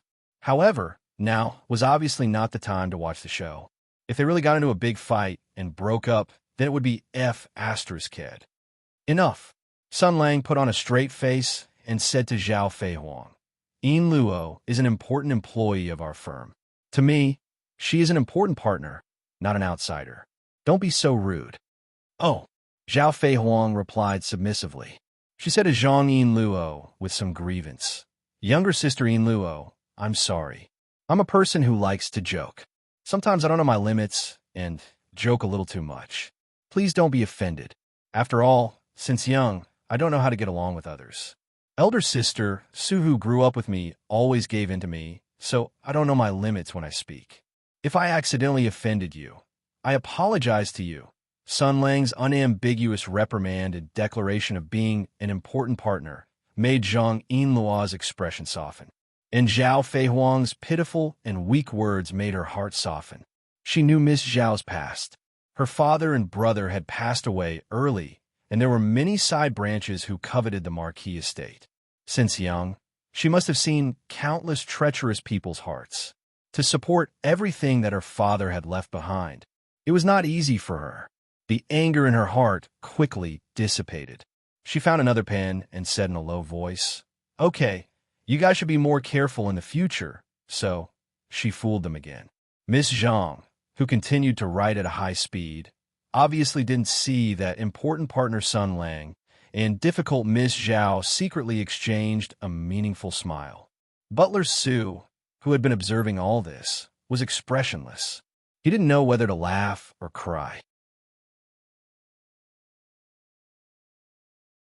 Chapter 82. When Zhang Yinluo and housekeeper Su drafted the contract and discussed the remuneration, Zhang Yinluo, who felt that he could not make the decision, raised his head and asked, Hey, this business, how much are you prepared to charge? Sun Lang narrowed his eyes. Compared to this, I feel that we need to discuss the way you address me. Zhang Yinluo pondered for a moment. Boss? Sun Lang shook his head and said, Not good. Not good. The smell of a black-hearted capitalist hits me in the face. Change it. Change it. We need a more simple, more down-to-earth, more intimate way of addressing you. He snapped his fingers. Just call me shopkeeper. How about it? Zhang Yinluo could hear the ill intentions in Sun Lang's words and glared fiercely at Sun Lang. I don't want that. But Miss Zhao immediately became spirited and raised her hand to shout, Shopkeeper, regarding the remuneration for this business, what do you think of me? What do you think of me? Smart and quick-witted, easy to raise, obedient, knows a lot, knows how to do accounts, knows how to warm the bed. Don't make a fuss. Don't make a fuss. Let's talk about it in the future. We are discussing the deposit. Sun Lang rubbed his chin and pondered for a moment. He suddenly thought of something and took out the roster that he was looking at before. I was thinking if we want to open a law firm, then this house is no longer usable. So Miss Zhao is giving us a house as a deposit. Roar or not? Roar, ah. Zhao Feihuang imitated Sun Lang's tone and shouted, Marquis Jingganfu, okay? Hey, you're asking for too much. Zhang Yinluo jumped in fright. This is just a mission and you want a house. That's right, what does it matter? The company has already researched and decided to go for a high-end brand strategy. We won't fight with those stupid wanderers for some low-level daily missions. Our philosophy is if we don't open for business for 3 years, open for business for 3 years. Sun Lang waved his hand. Oh, after buying the house, remember to hang a couplet in front of the door. The first line is if you want to find a cat or dog, please find a Wanderers Association.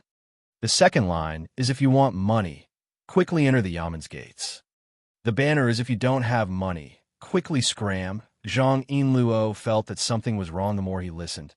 The more he shouted, Those who come are all idiots. You.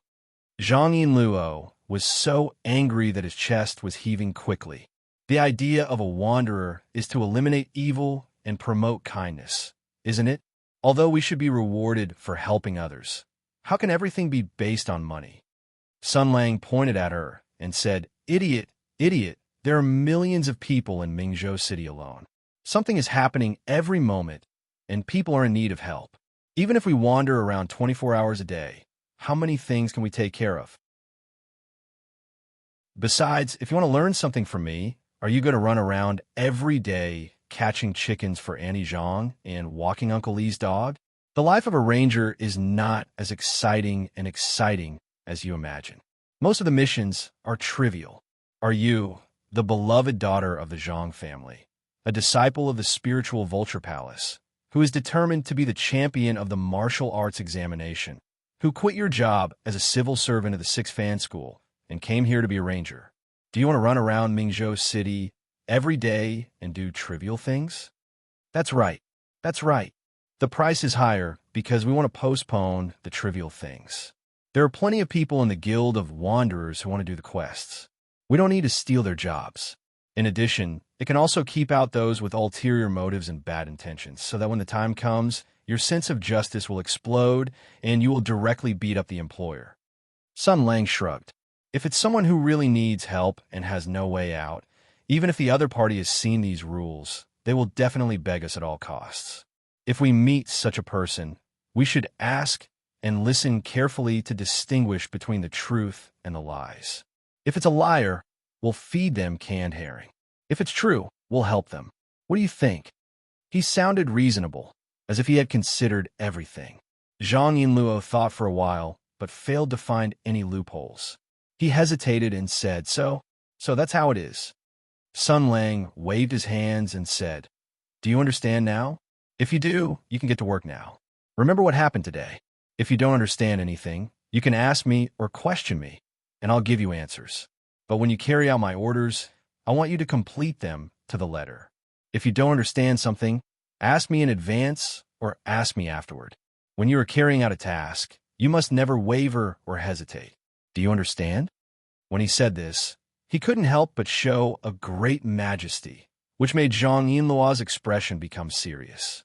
She couldn't help but think of the military training she participated in when she was studying in the Divine Power of Flames. It was a female combat instructor of the Divine Church of Flames who was responsible for teaching and training them. This combat nun who had experienced hundreds of battles was the most devout believer. On the training ground, she was the authority that meant what she said. She and Sun Lang had similar soldier-like characteristics at this time. The difference was that the former was always exuding a steel-like aura, while the latter would only occasionally show unparalleled sharpness.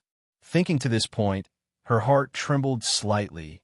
This guy, it was very possible that he was a Tianyuan hero from the same period as Hu Shouxin. All right, then the first task is to go and inspect the various properties on this list for sale. Remember, it has to be big, grand, can accommodate many people, and has all the functions. Sun Lang said with a smile. Anyway, it's not us paying, so you must choose the best one. Zhang Yinluo speechlessly looked at the unreliable manager. Speaking of which, saying this in front of the employer, was it all right? But very quickly, she found out that it was completely all right. Yes. Anyway, it's our Marquis Jingon Fu paying, so you don't need to be polite.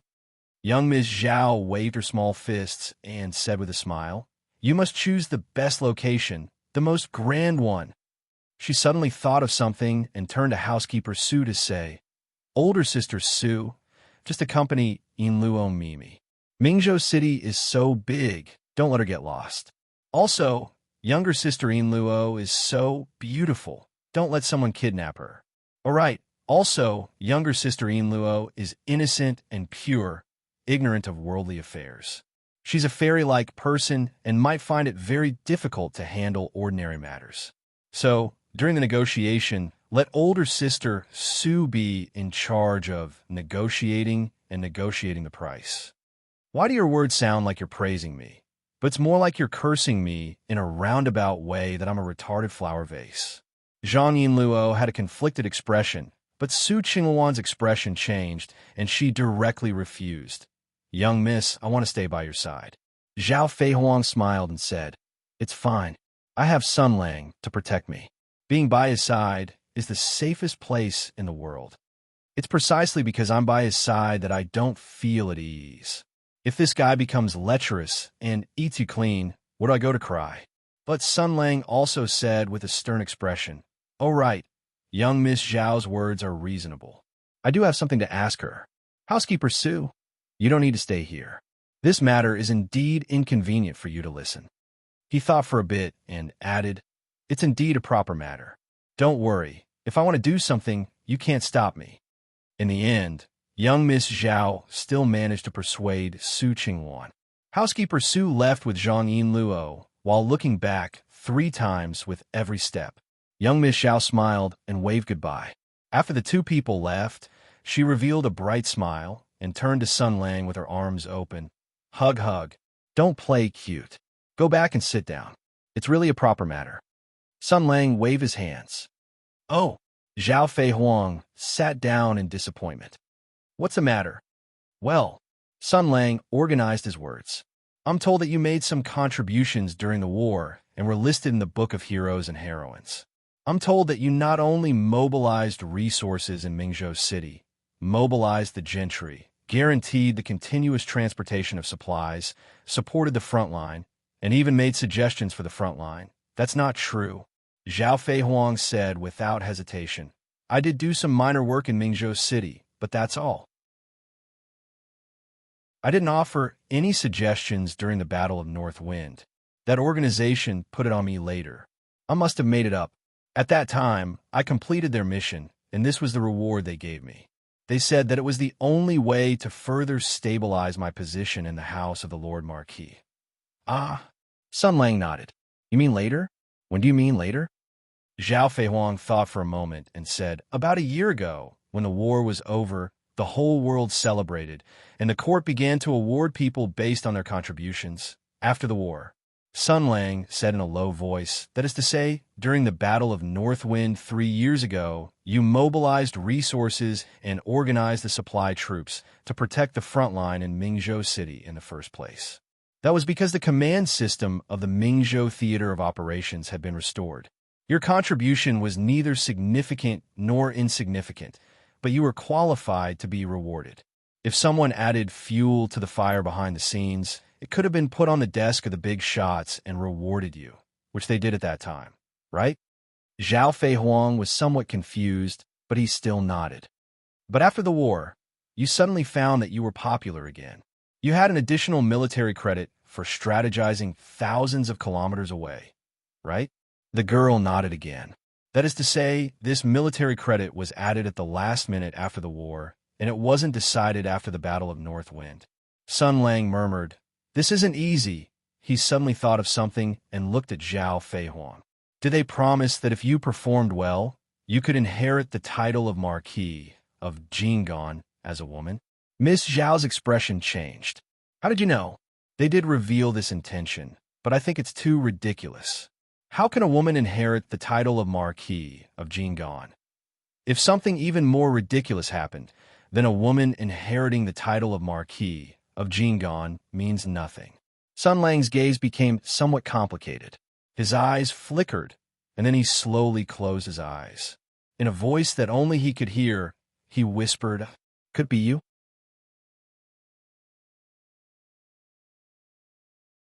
Chapter 83. On this side, Zhang Yinluo and Su Qingwan left Sun Lang's house with a brochure to inspect the new residence of the firm. Ms. Zhang looked at the location and property description in the brochure and inadvertently glanced at butler Su, only to find that he was looking back from time to time with a nervous and tangled face. Zhang Yinluo thought for a moment and then smiled. "Butler Su, if you are worried, you can go back first. Leave this to me." Su Qingwan immediately denied. "I'm not worried. Not at all." "But, Butler Su, your hand is shaking." Su Qingwan was silent for a moment and asked, "Miss Zhang, aren't you worried at all?" Zhang Yinluo blinked. "What should I be worried about?" Butler Su sighed. "You are really simple. Aren't you worried at all? Since young, Miss Zhang has always tried her best to do what she wants to do. She wants to snatch Mr. Sun from you. Aren't you worried at all?" "Wait, snatch." Zhang Yinluo's voice rose an octave as she shouted, "There's no such thing. I don't have that kind of relationship with him." Su Qingwan looked at her in surprise. "So it's not? But your previous performance and actions, as well as your demeanor, and what you said all make me feel that you care a lot. Care a lot. Zhang Yinluo felt her cheeks were a little hot. She stuttered for a while, and then found a very reasonable reason. Yes, of course I care a lot. As a paladin, he actually looted a burning house and wanted to get entangled with his employer. This kind of thing really violates professional ethics. From today on, I will work with him. Since he doesn't respect himself, I must stop him, right? Su Qingwan shook her head. So I misunderstood? I thought your relationship must be extraordinary. After all about the magic tool, he actually accompanied you to the end. Zhang Yinluo was slightly stunned, and then her expression softened, and she said softly, "Ah, that's because of a business deal. The price I paid was a Jinghong sword. Although I want to say that it really wasn't like that. No matter how attractive the Imperial Army is not as important as one's life." At that time, he clearly knew what kind of colossus we were going to face. Even after I lost my confidence and courage, he still encouraged me and helped me to come up with a plan. Without him, I wouldn't have been able to solve that matter. But what I can't understand the most is that he clearly said that he would never make a lost deal. But in the end, he actually returned the Jinghong sword to return to me. At this point, she chuckled and said, "I think this is probably the reason why I'm not worried. Under this guy's unrestrained appearance, perhaps he hides a heart of gold that is as good as his words." Then she turned to look at Su Qingwan and comforted her with a smile. "So, Butler Su, you don't have to worry. He said that there is a serious matter, so there must be a serious matter. You should trust him." Butler Su looked at her gently, and there was a complicated look in his eyes. It seemed that he had an impulse to reach out and touch Zhang Yinluo's head. Of course, it was the kind of touch that one would care for an idiot. But in the end, Su Qingwan did not say anything and only sighed. "A serious matter? These 2 days, I've been trying to forget the shadow of that mountain, to forget the sword that is still hanging over the Marquis Fu. I try to deceive myself, to make myself believe that all the difficulties and pain have already passed. In the future, Miss can live a carefree and happy life, and do not need to be used and controlled by anyone, but everything will get better." The girl reached out and held Butler Su's hand. A few days ago, they were still enemies with swords drawn, but now, everything had turned into a smile. Zhang Yinluo said softly, "This is not consolation, I really think so. A few days ago, Sun Lang said that he could help me solve this matter perfectly. At that time, I didn't believe it, but in the end, no one was injured and everything ended like this. And he also said that the matter of Marquis Jingon Fu, the organization that controls you, will also have someone to deal with it. There is no need to worry at all. This time, I am willing to try to believe it." Su Qingwan revealed a grateful expression. "No matter what. Miss Zhang, I have to thank you.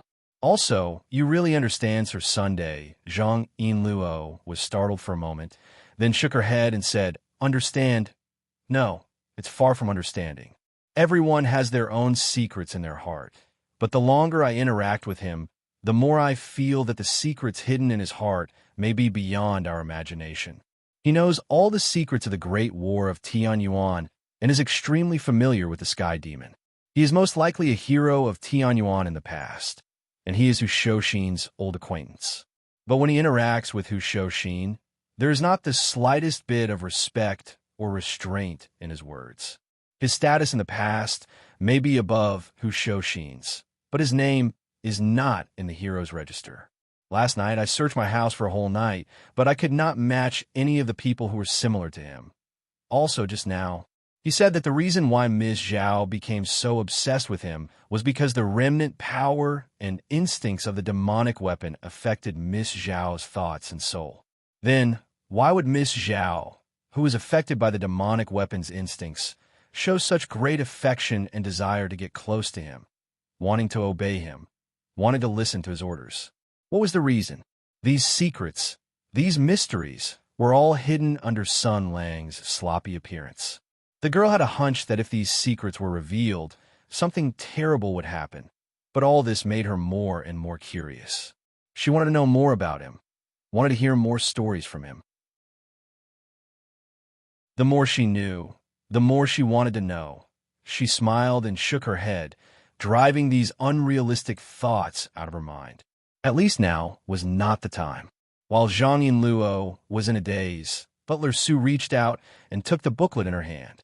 After opening it, he casually flipped through a few pages and said, "Well, let's stop chatting. Let's see if there are any better properties. Miss Zhang, what do you think of this? We are now in Huaqing Square, and this shop facing the street is not bad. It is said that the business of this restaurant is bleak. Do you want to negotiate with this shop and see if they are interested in selling?" Zhang Yinluo took the booklet and glanced at it. Then she thought for a while and said, "Fishing Immortal House. When I was a constable, I was in charge of the security of Huaqing Square. I have seen the records in the mansion. 7 or 8 years ago, the business of this restaurant was booming. Later, due to the restructuring of the market, competition from competitors, and the departure of the chef, the business gradually quieted down. I didn't expect it to still be struggling now." She nodded and said, "I know this shop. Now that the market has been restructured, although it is no longer a busy market, it is still on the West Street, and the roads are smooth. And a business like ours doesn't need to be crowded outside the door. If so, someone may find it noisy. I think the shop is quite suitable. Let's go and have a look." The two made up their minds and rushed in the direction of the Fishing Immortal House. It was not far away, and they walked quickly. Zhang Yinluo knew the way, so they soon arrived. The girl pointed to the 4-story restaurant not far away and said, "This is it." Su Qingwan narrowed her eyes and said, "Look at the renovation outside. Although it is a little old, it is still clean. There is no sense of dilapidation and desolation. It seems that its owner is still holding on and has no intention of giving up. This business is not easy to negotiate." Zhang Yinluo was just about to speak when she suddenly heard a few screams coming from the direction of the Fishing Immortal House. It was the roar of several men in shock and anger. "Stop! Stop! Little girl, take that thing away from me. Don't show it in front of me. We will go by ourselves. We will go by ourselves. Don't hit us. Don't poke us. F***CK. Where did this shameless, crazy woman come from?" Zhang Yinluo and Steward Su looked at each other and quickly walked over, only to see a few people running out of the immortal fishing house in a sorry state. Judging from their clothes, their movements, and their expressions, they were probably the hooligans on the street. They were all grimacing in pain and had bruises on their faces. It seemed that they had been beaten up. However, instead of anger and fear, it was better to say that they were ashamed. They quickly ran away without a trace. The two girls were a little confused. When they were about to go in and take a look, a beautiful figure flashed behind the door. She put her hands on her waist and shouted angrily, "Get out, get out! I won't sell it! I won't sell it!" What way of saying that really made one's imagination run wild. Zhang Yinluo and Steward Su fixed their eyes on the girl and were stunned at the same time. Su Qingwan was inexperienced, and her face immediately turned red. What a shameless dress! The girl was wearing a waist-length dress. The upper half of the dress was normal, but the design and shape were a little avant-garde. The lower half of the dress was shockingly cut short, and it didn't even cover her knees. Her slender and beautiful thighs were tightly wrapped by the white, close-fitting fabric. Although it covered her skin, it completely outlined the beautiful shape of her legs. For the two simple and innocent girls, although such a dress revealed a strange beauty and novelty, it really challenged their worldview. Although the empire had been established for several years, there were not many women in the world who dared to dress like this. Although Zhang Yinluo was also blushing with shame, he still pretended to be calm and said, Steward Su, you don't understand. This kind of thing is called stockings. In the past few hundred years in the West, it was the daily clothing of men with status and status. Only the rich and powerful could afford to wear it. So this is just a woman dressed as a man. There's nothing strange about it. The two girls fell into the shock of discovering a new world. However, the boldly dressed girl's anger had not dissipated. She directly pointed at Su Qingwan and asked, "What do you two want?"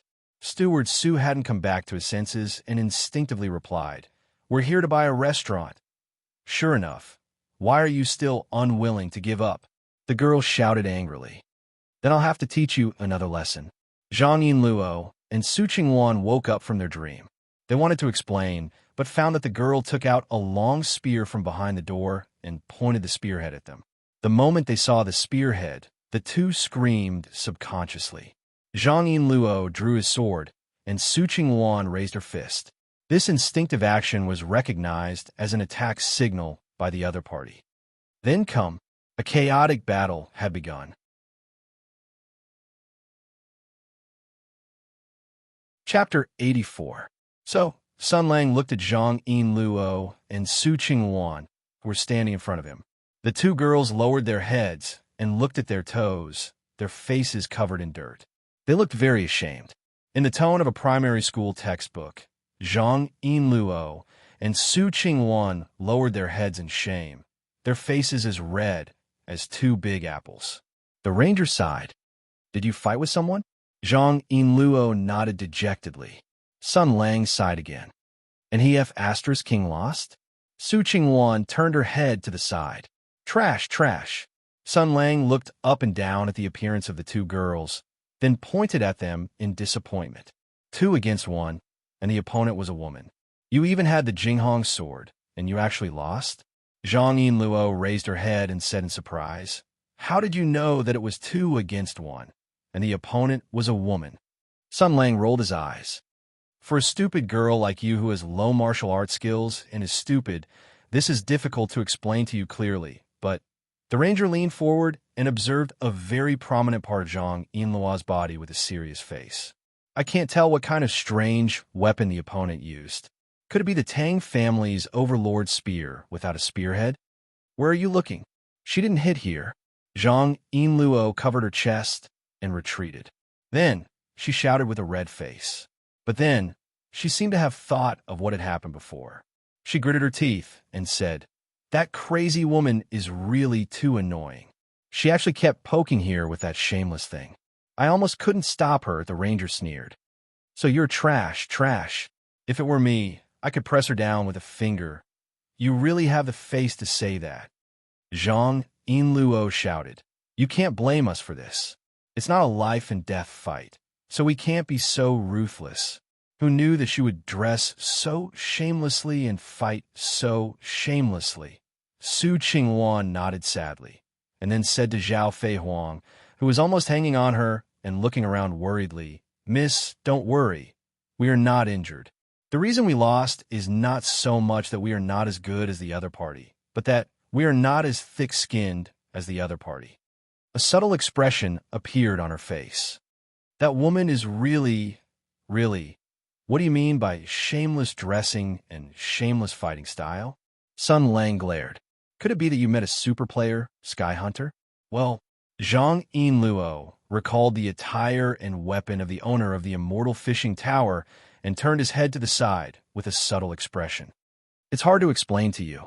Sun Lang sneered mercilessly. It's hard to explain.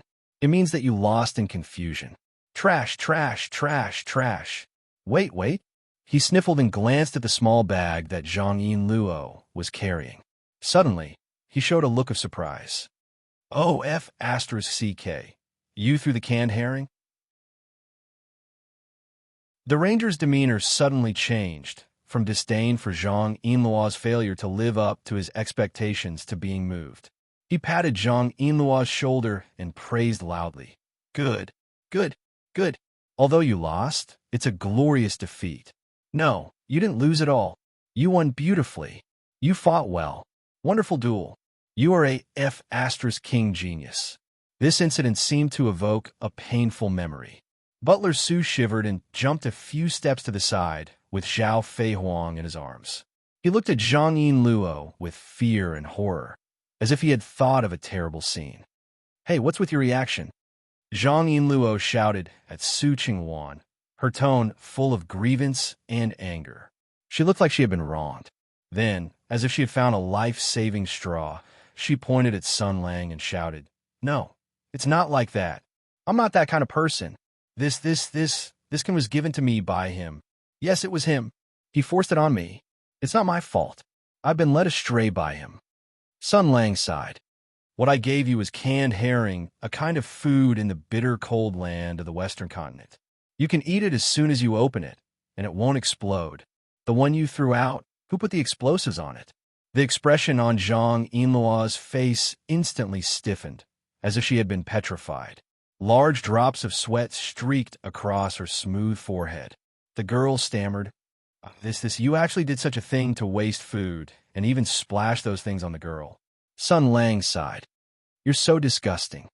Miss Zhao didn't know what had happened, but when she heard Sun Lang's words, she immediately poked her head out of Su Qingwan's arms, raised her small fist, and echoed, You're so disgusting. You're so. Ah. Zhang Yinluo stamped her feet in despair. I threw it, okay? That woman came up and hit me, and she even used such a disgusting thing. I didn't know whether to hit her or not. In the end, she was full of nonsense and kept talking about that. I threw a can of herring at her because I couldn't help it. Good girl, good girl, good girl.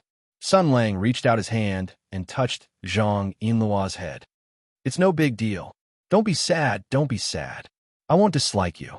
Although you have a bad temper, a one-track mind, stupid and not feminine, and recently learned to throw feces on others' heads, I know that you're a good girl. The more he said, the more inappropriate his words sounded. Zhang Yinluo, who realized what he meant, blushed and shook off Sun Lang's hand hard, shouting, I feel that you're hitting me when I'm down. Stare. Zhao Feihuang stared blankly at Zhang Yinluo and muttered enviously, I gave you face, but you don't want it. You don't know what's good for you. You don't know what's good for you. You don't know what's good for you. The paladin clapped his hands. Well, let's stop here. Since they don't want to sell, we won't buy it. Moreover, although you guys were beaten up by her for no reason, you guys weren't injured at all. Instead, the other party's head was covered in shit by this Zhang. I'm sure quite a lot of shit must have splashed in the restaurant, and it would be even more troublesome to clean it up. Looking at it this way, it's the other party who's at a disadvantage. So, where there's room for mistakes, we should spare them and look for another restaurant. Su Qingwan thought of the scene at that time and couldn't help but shiver. She nodded with sorrow in her heart. Yes, the other party has already received the punishment he deserves. Or rather, we seem to be the violent party. Miss Zhao glanced at Butler Su. After the butler nodded with a smile, she also nodded in agreement. Since Sister Su and Sun Lang have said so, let's forget about this matter. No. Zhang Yinluo, who had been silent all this time, suddenly shouted, This matter can't be forgotten. If her clothes are dirty, I'll pay for it. If her shop is dirty, I'll pay for it too. But she hit people for no reason, and the cause of this matter is also her. She was wrong in this matter. How can these two things be mixed together? Right is right, wrong is wrong. We must ask her for an explanation and make things clear. With a righteous look, she said to Sun Lang, Isn't that right? Right? You also said that we should distinguish between kindness and hatred, and each person should get a score. Although that's true, Sun Lang squinted and said, I feel like you've been disgusted by her, and you can't take it lying down. What's more, you threw out the canned herring on impulse, which made Butler Su and Miss Zhao see your true colors. It made you feel ashamed and humiliated, and your reputation value was greatly reduced. The two kinds of anger combined became more anger, which gave you time to be brainwashed by Gul'dan's evil power. So you want to take revenge and vent your anger, right?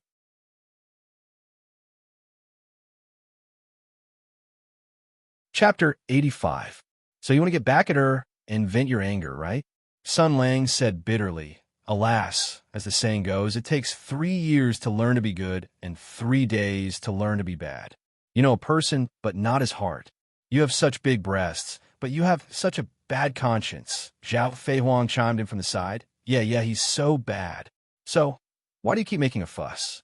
Zhang Yinluo first yelled at Zhao Feihuang to hide behind Su Qingwan, and then said to Sun Lang, It's not like what you said. Well, I admit I was really angry and wanted to teach her a lesson, but I didn't mean to throw the canned herring out. I was just in a panic and angry, so, alas, people like you all say no, but in your hearts, you're very honest. Can you be more honest? Sun Lang dug his nose, saying that I don't want this superpower, that I don't want to participate in this game of God, that I don't want to raise this girl who fell from the sky, that I don't want to be the general secretary. But in the end, I'm still happier than anyone else. Zhang Yinluo sighed. Okay, I'm a bad boy. I just want to get back at her. Okay? Good, that's right. Sun Lang laughed and looked at Zhang Yinluo. You're like a normal girl now. You're a little narrow-minded, a little temperamental, and sometimes a little impulsive, but in essence, you're still kind and lovely. This is what you should be like at your age, not like before, who kept a straight face and talked about freedom and justice all the time. It's a wise choice for you to leave Six Fan School. Zhang Yinluo jumped in fright and shouted, You, what nonsense are you talking about? The paladin just smiled and waved his hand. Okay, since you still don't want to give up, let's go again. Before he finished, he saw Zhang Yinluo staring at him with a very inexplicable look, not moving at all. Sun Lang was stunned. Why are you looking at me? Zhang Yinluo swallowed a mouthful of saliva and said submissively, What I mean is, I want you to help me make a trip there. Before she could finish her sentence, she felt a thump on her head. Sun Lang had flicked her head. Zhang Yinluo cried out in pain. She covered her head and shouted, Why did you hit me? I say, you're really broad-minded. Sun Lang sighed and said, You melon child, there are already 3 in this room. If you want me to go and tease another one, I'll be playing with 4 in one breath. How am I supposed to handle it? Zhang Yinluo was confused. What do you mean? What's wrong? Sun Lang sighed, raised his hand, and hit Zhang Yinluo again. His 2 hits were so fast that Zhang Yinluo couldn't dodge at all. She covered her head and flew into a rage. Why did you hit me again? Up. Zhao Fei Huang, who had been watching from the side, shook his head. What an idiot. Anyway, I'm not going. Sun Lang sat to the side, crossed his legs, and pointed at Zhang Yinluo. He shook his head and said, You really have a vicious heart. Although I don't know what kind of shameless method she used to hit you, you still threw feces on her head. It's time for you to take your revenge. I didn't expect you to still not let her go. You even want me to buff her. I didn't ask you to go directly to her door. Zhang Yinluo shouted first, then realized that this wasn't the attitude of begging. So she came in front of Sun Lang, squatted down, looked up at him, and smiled shyly. Just go to her door and see how she is now. Has the restaurant become very that? If there's any damage, I'll compensate, and then ask if she's willing to sell. The main thing is that I really can't go to her door now. Of course, if she's still so unreasonable and wants to hit you, then you can teach her a lesson. She asked for it. Sun Lang sat on the chair and looked down at Zhang Yinluo, who was squatting down. The girl was still wearing clothes that covered everything below her neck. Sun Lang, who couldn't watch the game, snorted, I'm not going. Zhang Yinluo clenched his teeth and stood up. He bent down and moved his head close to Sun Lang's ear. Then, he began to mumble. At first, the ranger's eyes were attracted by the big and round pair of trembling under the influence of gravity, and then he felt Zhang Yinluo's soft breath as she spoke in his ear. Then, his attention was completely diverted to Zhang Yinluo's words. The ranger slowly showed an Moses Roy look, turned his head and asked, Is this true? You want to die? The two's faces were only a few inches apart. Zhang Yinluo was startled and suddenly straightened up, her face a little red. Whether it's true or not, can't you go and see for yourself? I didn't expect this backward and boring country to have such a brave pioneer. It's interesting. Sun Lang touched his chin and fell in a deep thought, but his eyes were getting brighter and brighter. Why did Joan of Arc understand people's hearts better than King Arthur? This was because Saint Joan of Arc not only had a congenital supreme treasure, but also an acquired merit supreme treasure. Not every girl could have that congenital supreme treasure, but that acquired treasure could be obtained as long as one was willing to. Sun Lang stood up, gently flicked his hair, threw an electric eye at them, and said in a deep voice, Please rest here for a while. I'll be back soon. Please don't ask me where I'm going. I just want to observe the light that symbolizes light, hope, love, and the human heart in this old feudal society where thinking is backward, where men are superior to women, where there is no equality, and where women's free souls are strangled.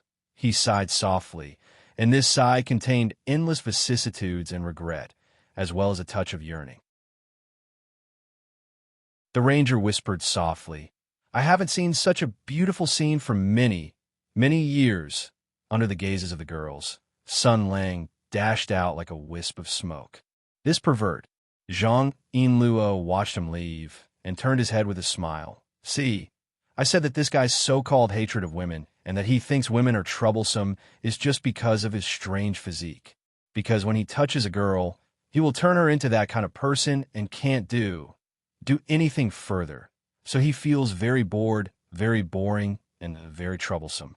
But in essence, this guy is also a stinky man, thinking about that kind of thing all day long." She was proud of her plan, but she found that Su Qingwan and Zhao Feihuang were looking at her with complicated expressions.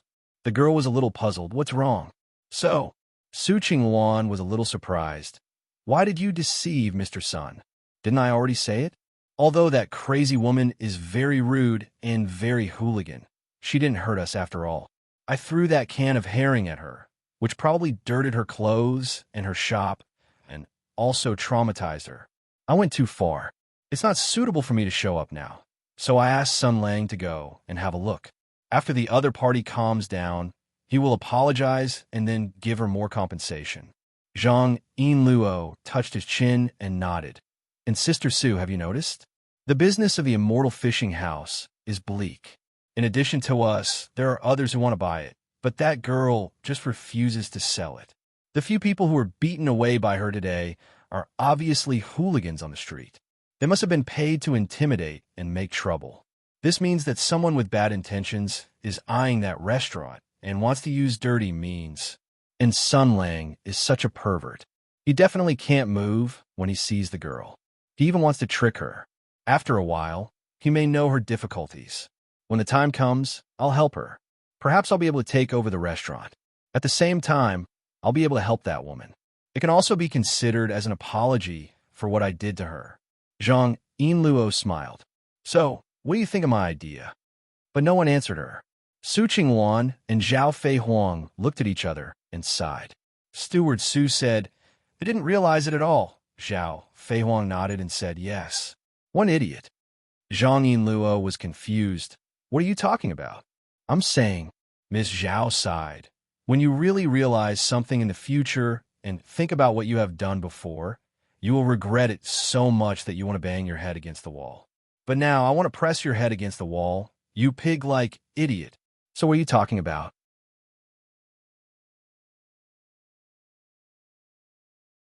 Chapter 86. Sun Lang silently walked down the street. His steps were light. His clothes fluttered in the wind. From his home to his destination, the street became lively and bustling. This was a big city in the north. In such a bustling city, the cultural life and entertainment of the citizens were not bad. Whether it was the music from the beautiful buildings or the cheers from the houses on the street, the entertainment for the rich, the entertainment for the commoners, the entertainment for the rich, the entertainment for the commoners, the music, the circus, and even the singing, all these various entertainment activities enriched the life of the citizens and satisfied the spiritual needs of millions of people. But there was one person who could not be satisfied from all of these. Sun Lang silently walked towards his destination, step by step. He heard the sound of a storyteller coming from a hotel on the street. After listening for a while, he got the gist of the story. The story was about an ancient legend of a monk and a demon fighting. The scene was filled with sand and pebbles, and the two of them first became a giant bull and a lion, then a dragon and a rock, and finally, each of them became a 500-meter-tall giant. They punched and kicked each other. One of them kicked a mountain, and the other broke a river. The audience was mesmerized by the story and cheered from time to time. This imaginative story was an eye-opener for them. But Sun Lang's lips curled into a cold smile. "Foolish humans. The things I've seen in my life are things you can never imagine. I've been mentally attacked by thousands of aunties dancing together in a huge square. I've also seen a bunch of fat otakus having sex in front of a big screen. I've seen the Templars set off from the spear of Adon, turning into streaks of blue light as they fearlessly leapt towards Ire. I've also seen the entire solar system being fly-swatted into 2D by a passing Singer spaceship. Now, you actually think that it's interesting for an eminent monk to film a special film with a demon or a ghost. If that's the case, then you can drown in this empty, boring, and unimaginative entertainment industry. I don't have the time to care about you. What? Copying novels? Copying comics? Or even copying movies? Let these ancient aborigines experience the wonderful cultural life of modern civilization. Bah, what does it have to do with me? No matter how barren these bastard spiritual lives are, they can still hold a prostitute or their wives at night and have a long history of entertainment. In comparison, I don't even have a place here. This group of broken ancient people in Tucson, their thinking is too backward and their vision is too narrow. If that's the case, let them fend for themselves. I'm going to witness the true beauty of this world. Sun Lang looked down at the world with disdain, with a look of superiority.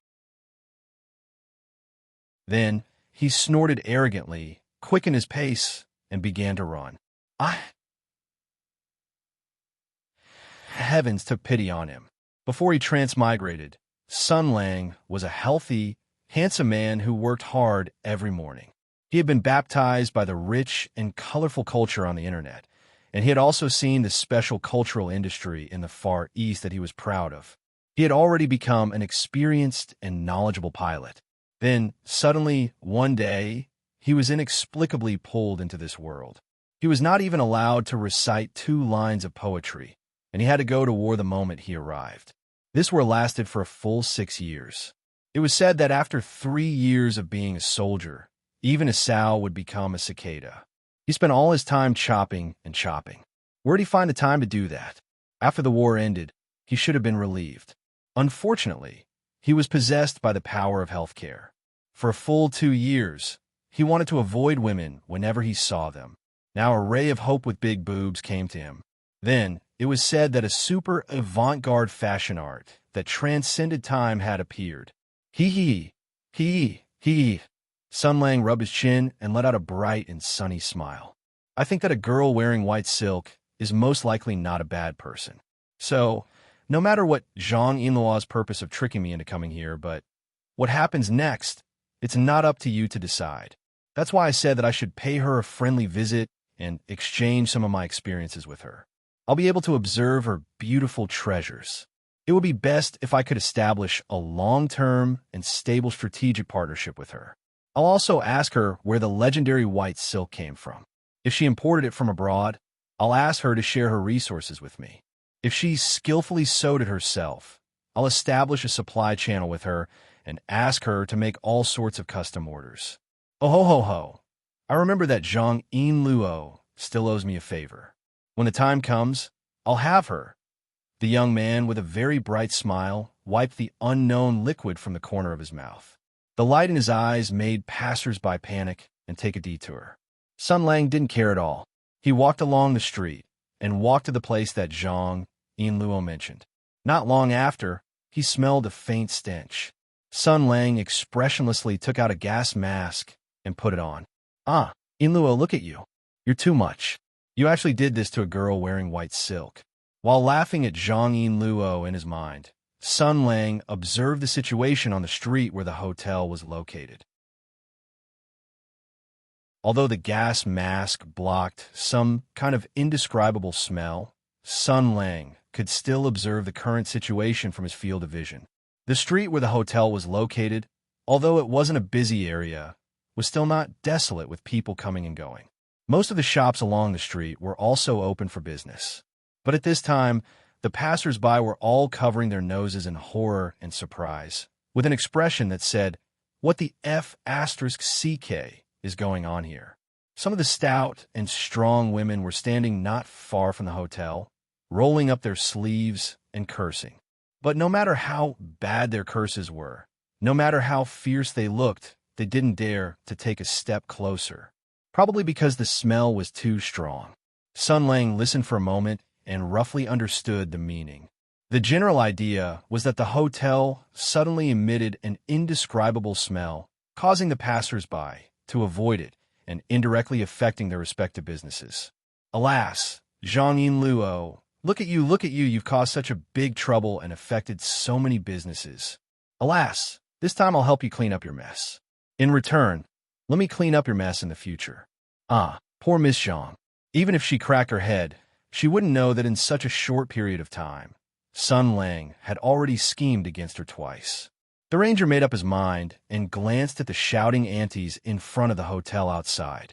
He hesitated for a moment. Logically speaking, under such circumstances, the ranger should have decisively sought out this group of NPCs to gather information about the girl, understand her inside story and difficulties, and set the tone for starting the raid. Putting aside whether or not he should start the raid for now, he should talk to this group of aunties. According to the ranger's knowledge, these middle-aged women loved to talk about trivial matters. The most common action they would do was when talking about something exciting, they would pull on ex-sex's sleeve and spit all over the place. Sun Lang's great health power, on the other hand, did not discriminate between cold and cold, suitable for both young and old, and treated all women equally. He thought about the possible scene and couldn't help but shudder.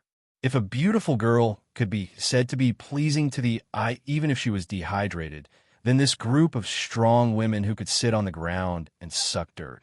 Bah, their arms could run horses. Their appearance in the state of being stripped of the water element. F*CK, a group of F*King aunties. Forget it. There's no need to collect the girl's personal information. Let's imagine a little.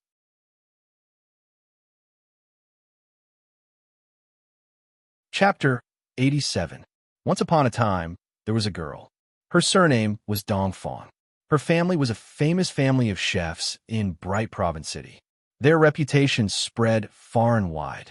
The girl's father used to be a famous figure in the world of cooking. Because of his surname, people respectfully called him Dongfang Chef. However, her father died. The opportunity of death was probably a cooking duel. It was an extremely confidential cooking duel.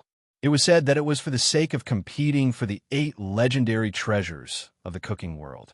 It was a fierce duel with famous chefs from other places.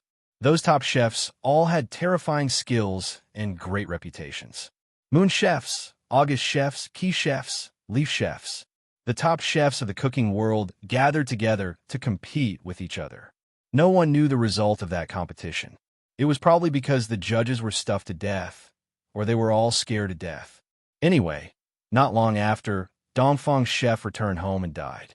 People discussed and guessed that Dongfang Chef had lost the competition. His heart was filled with resentment, shame, and anger. In the end, he died of anger. Narrow-minded. A series of ridicule and discussion sprung up like bamboo shoots after the rain after Miss Dongfang's father died. Without the chef, the business of the restaurant plummeted. Many people began to have ideas about it, including the so-called old friends of his father. Some of them wanted to buy this century-old restaurant, and some wanted to get the secret culinary skills left behind by Dongfang Chef. Conspiracies and schemes soon followed. The family business passed down from her ancestors, and her father's reputation flickered like a candle in the wind. The restaurant was facing the crisis of being abandoned. At this moment, Miss Dongfang decided to stand up and become the new Dongfang Chef. Since her father's death, she had made up her mind to support the restaurant left by her father, Chrysanthemum Restaurant. She wanted to inherit the name of Dongfang Chef and win back the honor that her father deserved. She dreamed that one day she would be able to stand at the place where her father once fought, looking straight at those unreachable figures. Those were her father's former opponents, those legendary chefs. She dreamed of competing with them on the same stage and then defeating them to win back the honor that her father deserved. But it was easier said than done. The restaurant had fallen apart, so she needed to practice cooking from scratch. In order to hone her skills and win back the customers she had lost, the girl decided to travel around the world to broaden her horizons. She visited famous chefs from all over the 9 states of the empire and searched for lost recipes in the deep mountains and forests.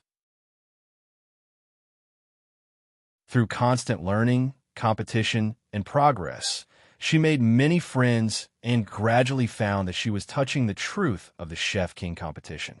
The cause of her father's death and the old incident that had happened that year were involved in a shocking conspiracy. The truth was, yes, there shouldn't be any problems here. Perfect. After imagining the tragic past of the girl in the restaurant, Sun Lang nodded his head. In this case, she should be able to deceive many people. Moreover, from this, it could be seen that Zhang Yinluo had done many terrible things.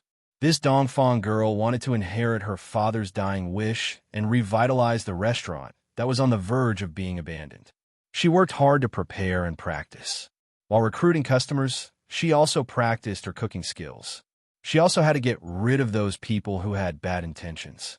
Just as her restaurant's business was getting better, a ferocious woman came to her door and threw a can of feces at her without saying anything. "Ah, Zhang Yinluo, what do you want me to say to you? You've gone too far.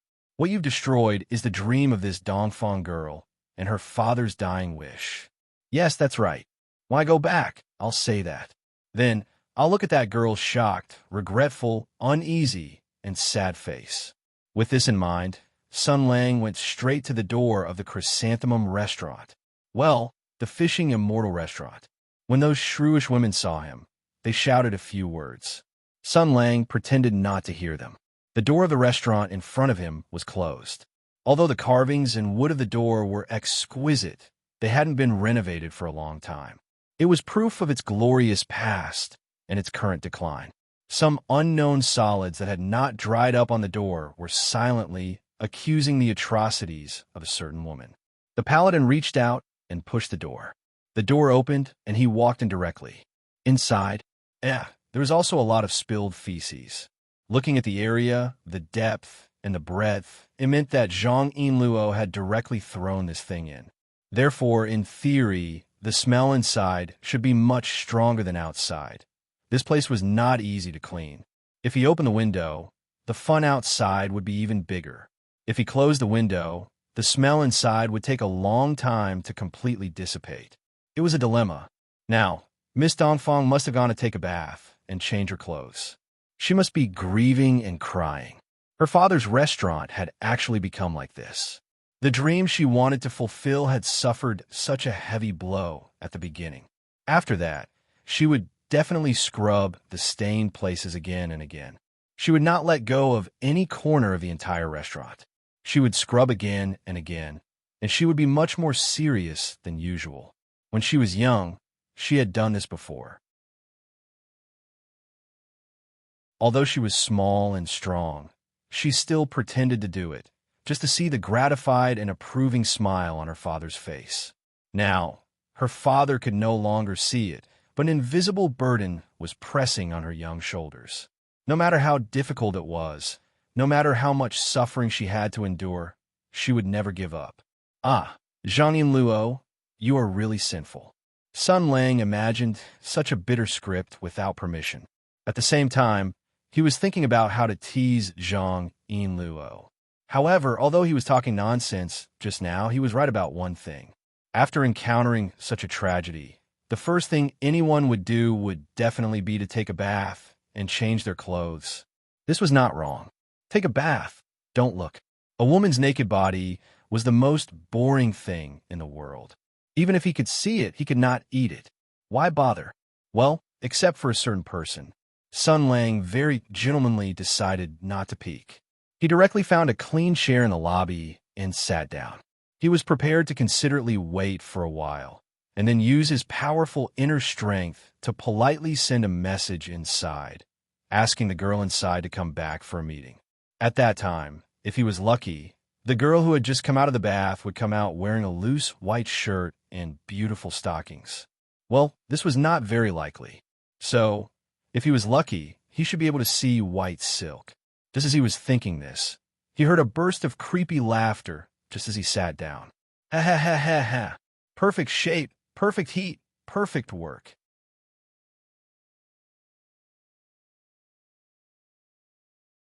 Chapter 88. In the empty hall, a strange laughter suddenly floated out. That hair-raising voice, if one had to describe it, Well, it was probably like an older woman who had seen a boy's penis. Sun Lang listened attentively. The voice seemed to be coming from the kitchen. The ranger got up and approached curiously, only to hear a girl's voice talking to herself. That's right, that's it. If that's the case, my superweapon will be perfect. All I have to do is to inject this slurry into it. Too bad there's not much. Where did that woman get such a wonderful thing? After I reforge the weapon, I'll definitely ask her. I almost forgot. I also have some on me. Don't waste it. I have to collect it. Sun Lang was baffled. He turned to the door and looked inside. Then he saw a dreamlike scene. In the dark and hot kitchen, a beautiful young girl stood beside the stove. She raised one leg and stepped on the stove with a white boot.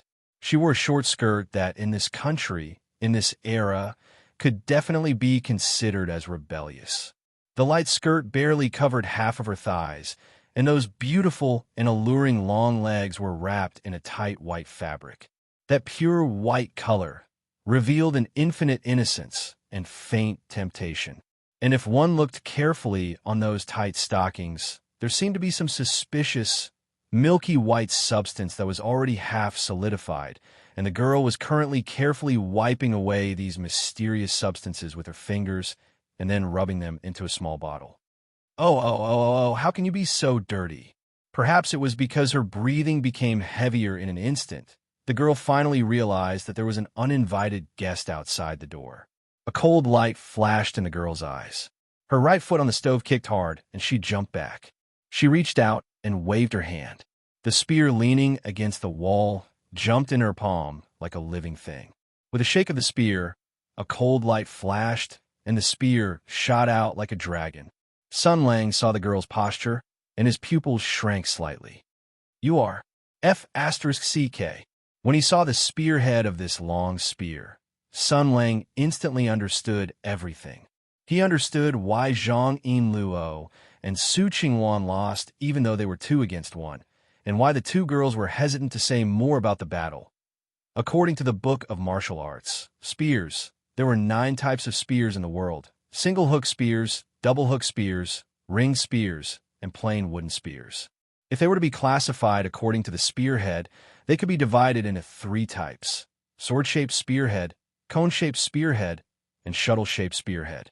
However, the long spear that this young lady was using clearly did not belong to any of these categories.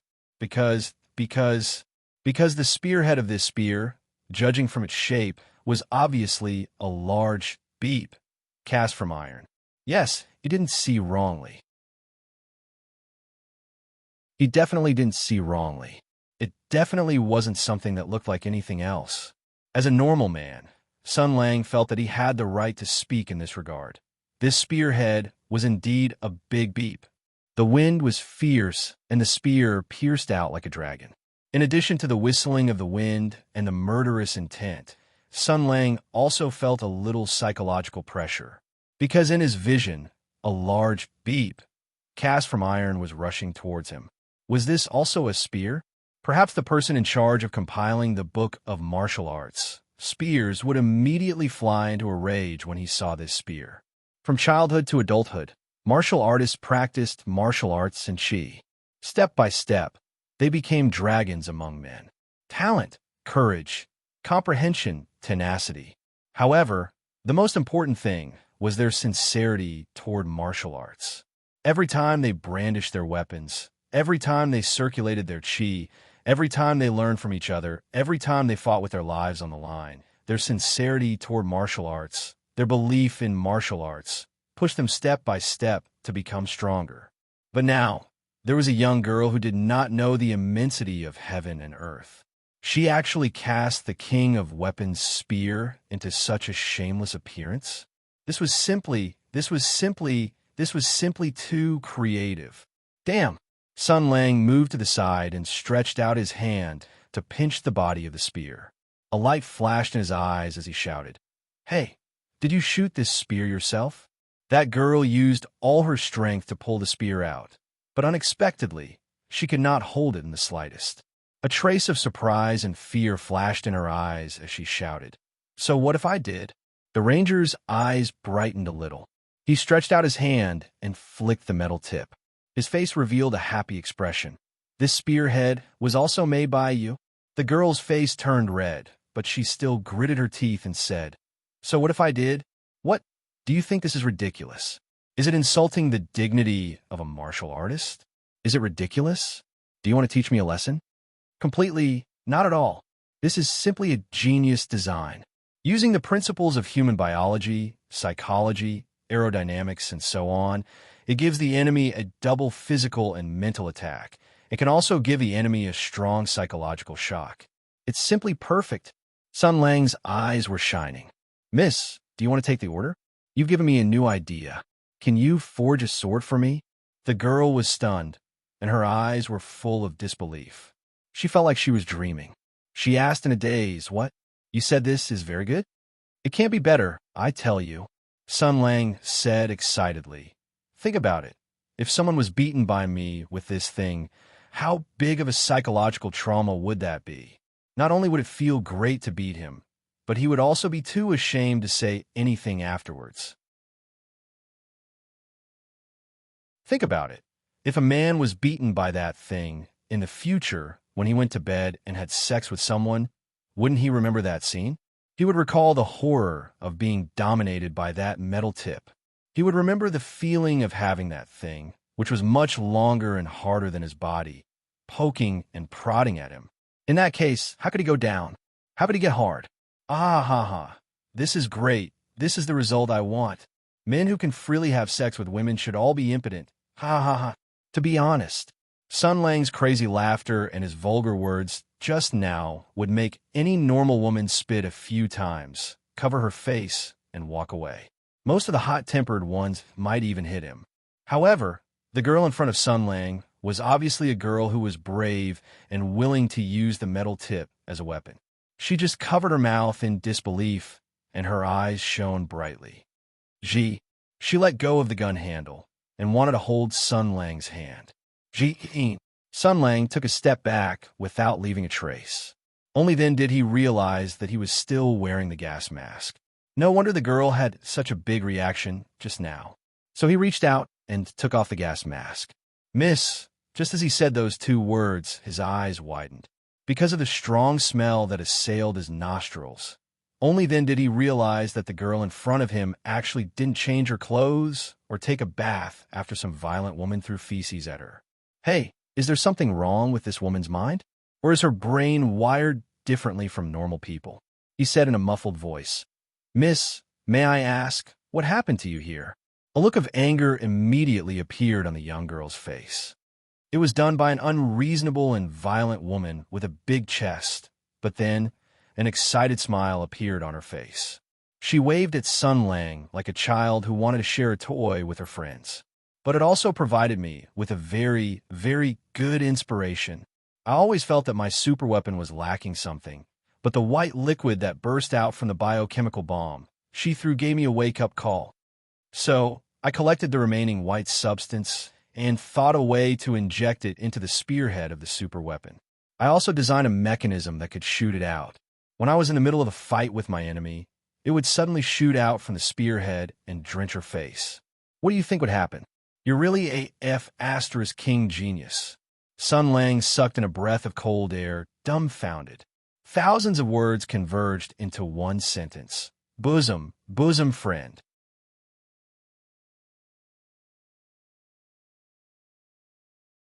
Chapter 89. After her ideas and creativity were acknowledged, the girl looked super happy. Do you know? All the men I met along the way, after seeing this gun of mine, they either flew into a rage and scolded me harshly, or they were dumbfounded and couldn't avoid me in time. The most disgusting ones just stared at me and made me want to beat them up. The girl said happily, Only you.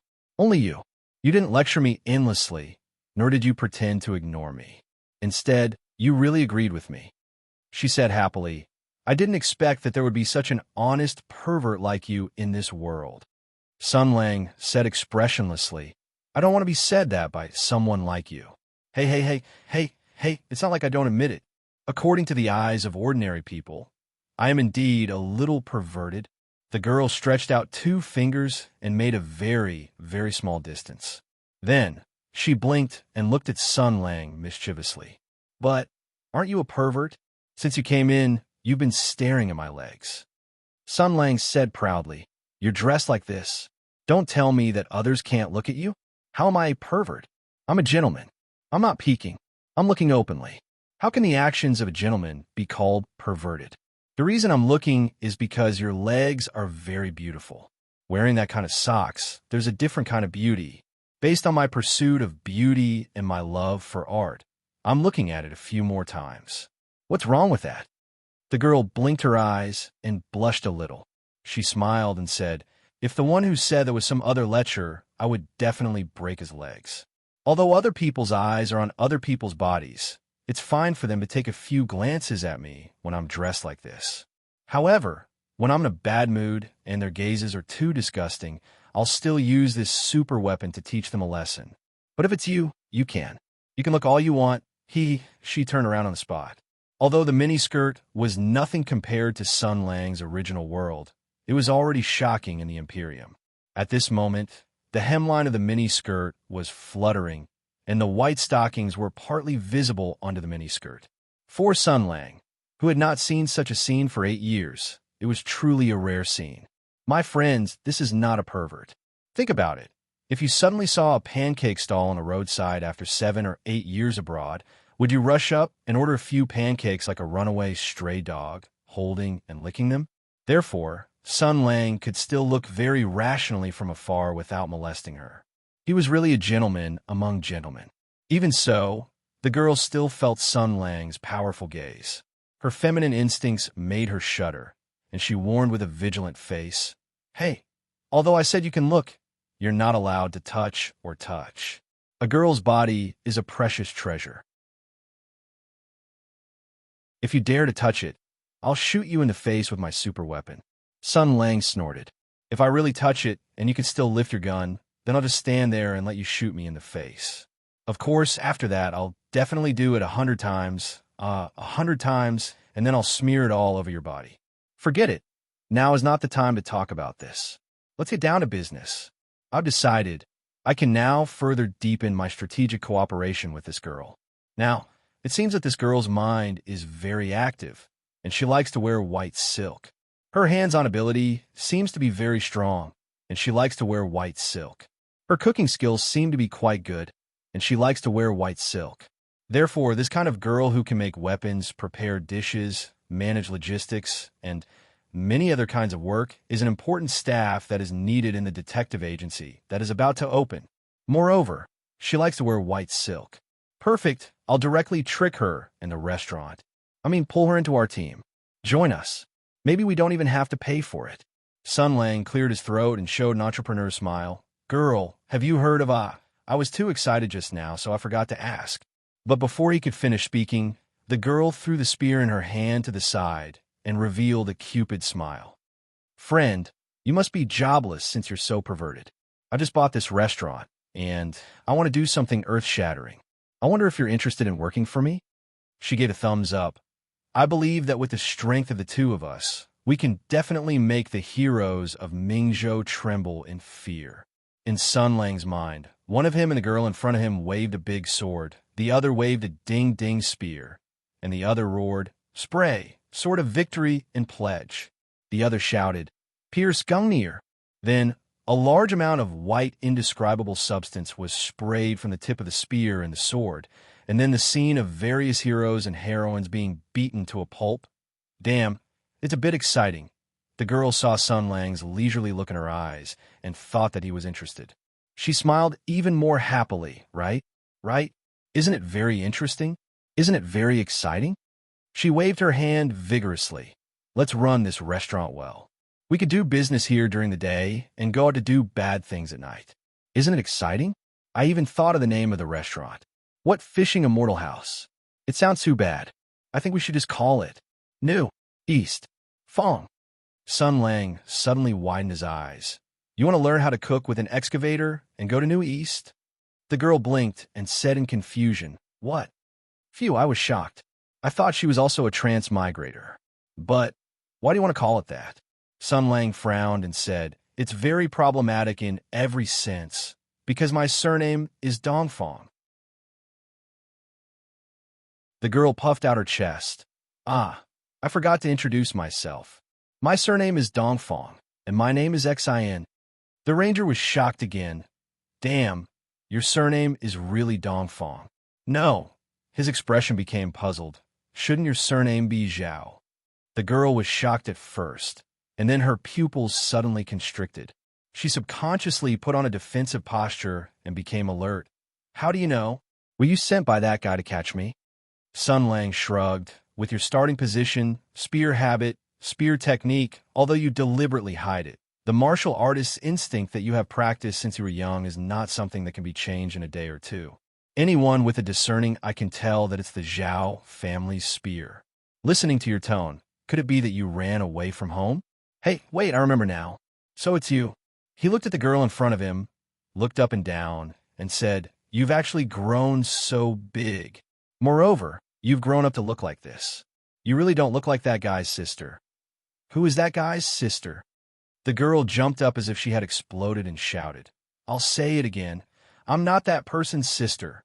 My surname is not Zhao. I'm surnamed after my mother. My name is Dongfang Xin. All right. Don't be angry. Unknowingly, a faint smile had already appeared on Sun Lang's face.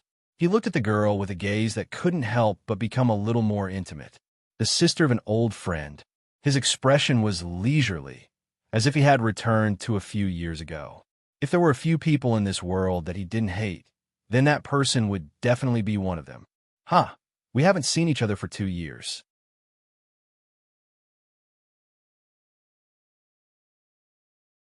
Chapter 90.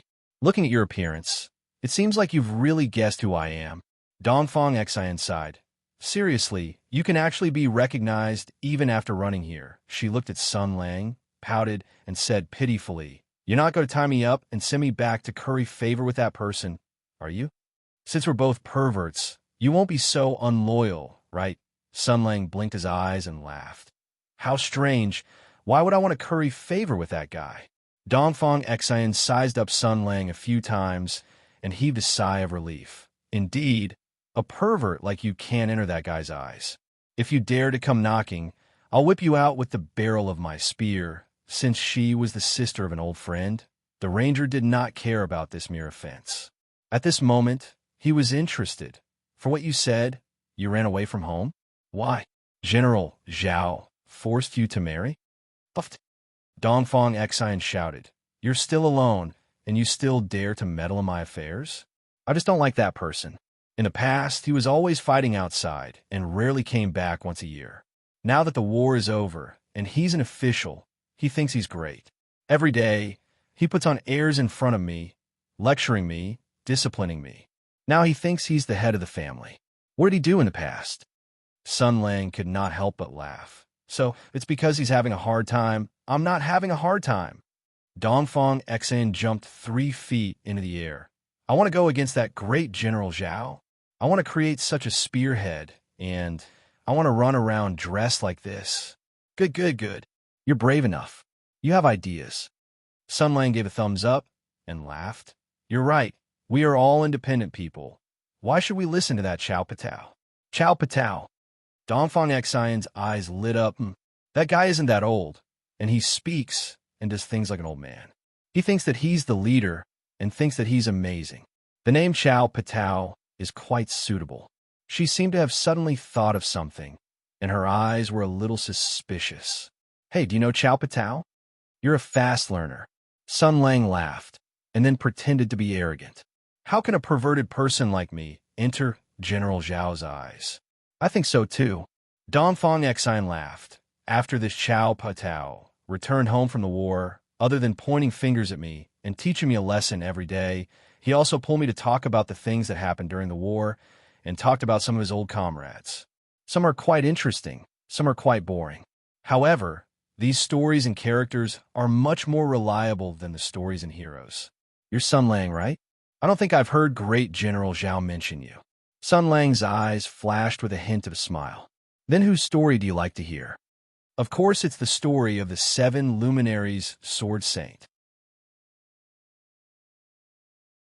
Back then, the 7 strongest swordsmen in the world wielded 7 sacred swords of the Imperial Army. The sword of the sun, the sword of the moon, the sword of the water, the sword of the white gold, the sword of the fire, the sword of the time, the sword of the wood, and the sword of the earth. Dongfang Xin was like a little girl who chased after stars, counting with her fingers as if she was counting her family treasures. These 7 Imperial Army swords all have mysterious and terrifying powers. The 7 sacred sword masters used them to fight against the sky demon, sweeping away thousands of troops and winning every battle. Sigh, the sword is the king of all weapons. It sounds much more impressive than the spear. She was so excited that she didn't notice the subtle change of expression on Sun Lang's face at all. She said regretfully, "However, although I like the stories of the 7 luminary sword masters, Chao Pitao wouldn't tell me more about them. Sometimes, he would get mad at me when he asked too much. Sigh, I can guess some of the reasons. After all, I don't like the ending of the 7 luminary sword masters either," the girl said softly. In the battle on the Grand Desolate Mountain, the masters of the wood and fire sword masters were both killed. The masters of the gold luminary sword masters were heavily wounded and couldn't recover. The masters of the top sacred swords of the Imperium suffered so many casualties, not to mention the other warriors who participated in the battle. It is said that at the most critical moment of the battle, the front line of the coalition army was about to collapse, and the reinforcements couldn't come in time. The Sword of Earth, which had not been out of the capital for 400 years, was finally unsheathed. The nation-protecting sword saint's sword aura spread out for 30,000 kilometers, and a sword came from the west of the capital. The Sword of Earth summoned the souls of the heroes of the Imperium, who slew the sky demon and destroyed the enemy's last counterattack. The War of Heaven's origin that lasted for dozens of years finally ended with a great victory for human beings. Sun Lang had a complicated expression on his face, but in the end, he chuckled. "Isn't that good?" "That's right. Of course it's good for the people. And it's good for the soldiers who are still alive, because the war is finally over," Dongfang Xin said calmly. But in the Battle of the Great Desolate Mountain, the soldiers suffered heavy casualties. Almost none of them survived. More than 100 of the famous generals and heroes who were listed in the heroic records died in the battle, let alone the ordinary soldiers. Of the 7 luminary sword saints who participated in the battle, 2 died and 1 was crippled. But in the end, all of this became the name of the nation-protecting sword saint. After the war was over, the sword master of the Hutu sword returned to the capital, and the emperor went 30 kilometers to welcome her. The left prime minister led the horse, and the right prime minister led the reins. 6 armies were stationed in the capital, and all the warriors in the world regarded the nation-protecting sword saint as the last hope of the empire. It seemed that as long as she was alive, the empire would never be destroyed. The girl shook her head. In the surprise attack that the sky demon had planned for a long time and tried its best to defend the empire with its weak forces, which bought time for the sword master of the Hutu sword to arrive. The warriors who died in the battle, from the 7 luminary sword master to the lowly soldiers, were nothing compared to the magnificent martial arts of the nation-protecting sword saint. I feel a bit sorry for those people. In the end, the one that everybody admired the most was the nation-protecting sword saint who ended everything, not them who sacrificed themselves for the cause. She sighed softly. That must be the reason why General Zhao didn't want to talk about it. At this point, she suddenly realized that she had said so much without realizing it. The girl was stunned for a moment. Then, she rubbed her head and said loudly, "Isn't it a bit disgraceful for me to say that? After all, the nation-protecting sword saint contributed a lot. You won't report me to the government, right? We're all perverts. You won't hurt each other like this, right?" Sun Lang smiled. "Don't worry. General Zhao still has a lot of face in the imperial court. No one will make things difficult for you if you talk nonsense." Hearing this, Dongfang Xin snorted. "I don't want to rely on that guy's face." Then, Sun Lang thought for a moment. Suddenly, he blinked and said expressionlessly, "The sword master of the Hutu sword is the #1 idiot in the world." "Idiot Idiot 250. You're courting death. Dongfang Xin was shocked and subconsciously looked around. After discovering that there was no one around, he said with a frightened expression, "Don't speak nonsense like this in the future. If someone hears you, you won't be able to bear the consequences." The ranger looked at her and smiled. "Look, I've also scolded you. If that's the case, then we're accomplices. You should be relieved, right?" The girl was stunned for a moment before her face suddenly turned red. "What is your motive for being so attentive to me? Let me tell you, even if you do this, I won't let you touch my leg." Sun Lang dug his nose. "Even if you let me touch it, I won't touch it. Instead, I feel, after being touched by me, you might get addicted." Dongfang Xin was at a loss. The ranger suddenly smiled. "Actually, it's enough for you to think like that." The girl asked in surprise, "What?" "I mean, I don't dare to make a decision for all of those people who died in the Great Desolate Mountain, but I'm sure that at least some of them, if they knew that there was a little girl who respected them more than the swordmaster of the hooded sword, missed them more, and was more grateful to them, those people would definitely be very, very happy." Sun Lang said softly, "This is the only thing I can be sure of." The girl's eyes were filled with confusion. After all, the younger had never experienced that era, nor had she experienced that war. Perhaps in a few more years, when she grew up a little, she would understand what was contained in Sun Lang's eyes. The ranger gave her a thumbs up. "So, I've decided the second mission after the opening of the firm. Young girl, follow me. If you run away from home, Chow Patao will most likely come looking for you. Follow me, and when the time comes, I'll help you get rid of that guy."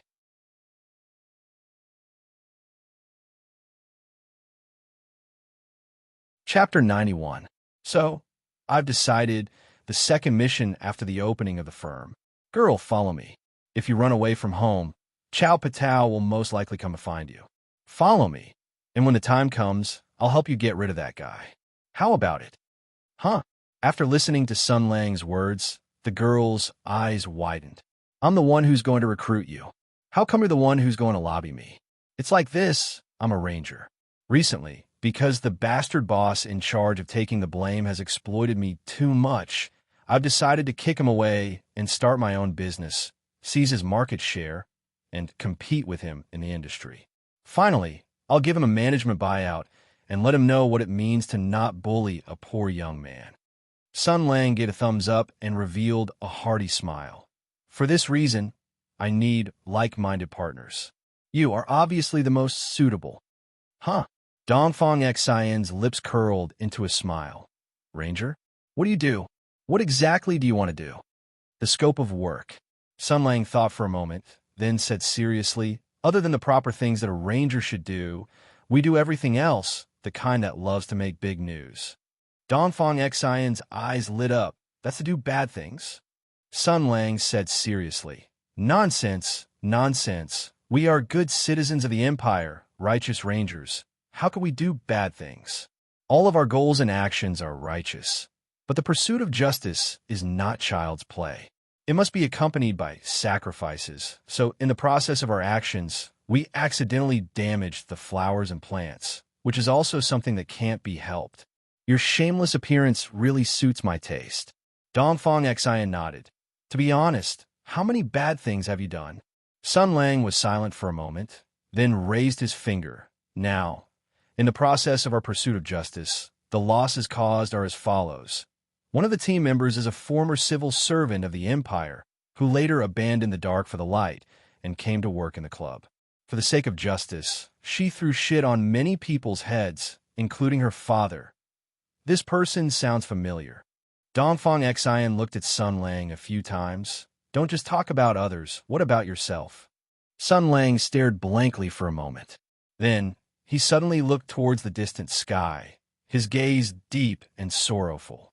After a long while, he said indifferently, "This one has once made many women cry for me. Very seriously. They were crying from head to toe, and even their entire bodies were crying. So it's scum." Dongfang Xian's eyes became brighter and brighter. "Awesome! A group of perverts with problems in their heads gathered together. They must be able to do a lot of things that go against the norm. Little brat, just you wait. Within 3 days, I'll make you say goodbye to your former self. However, Dongfang Xian suddenly revealed a lonely expression. It's still not possible. I can't agree to it. Why? Dongfang Xian said softly. Because I've been out for so long, that person will come looking for me sooner or later. If you see me with you, you will also be in trouble. Sun Lang said without hesitation, didn't I tell you? If you follow me, I'll help you get rid of Chao Patao. Send him away? Dongfang Xian sneered. Although I'm very unhappy with that guy, but do you really know who Chao Patao is?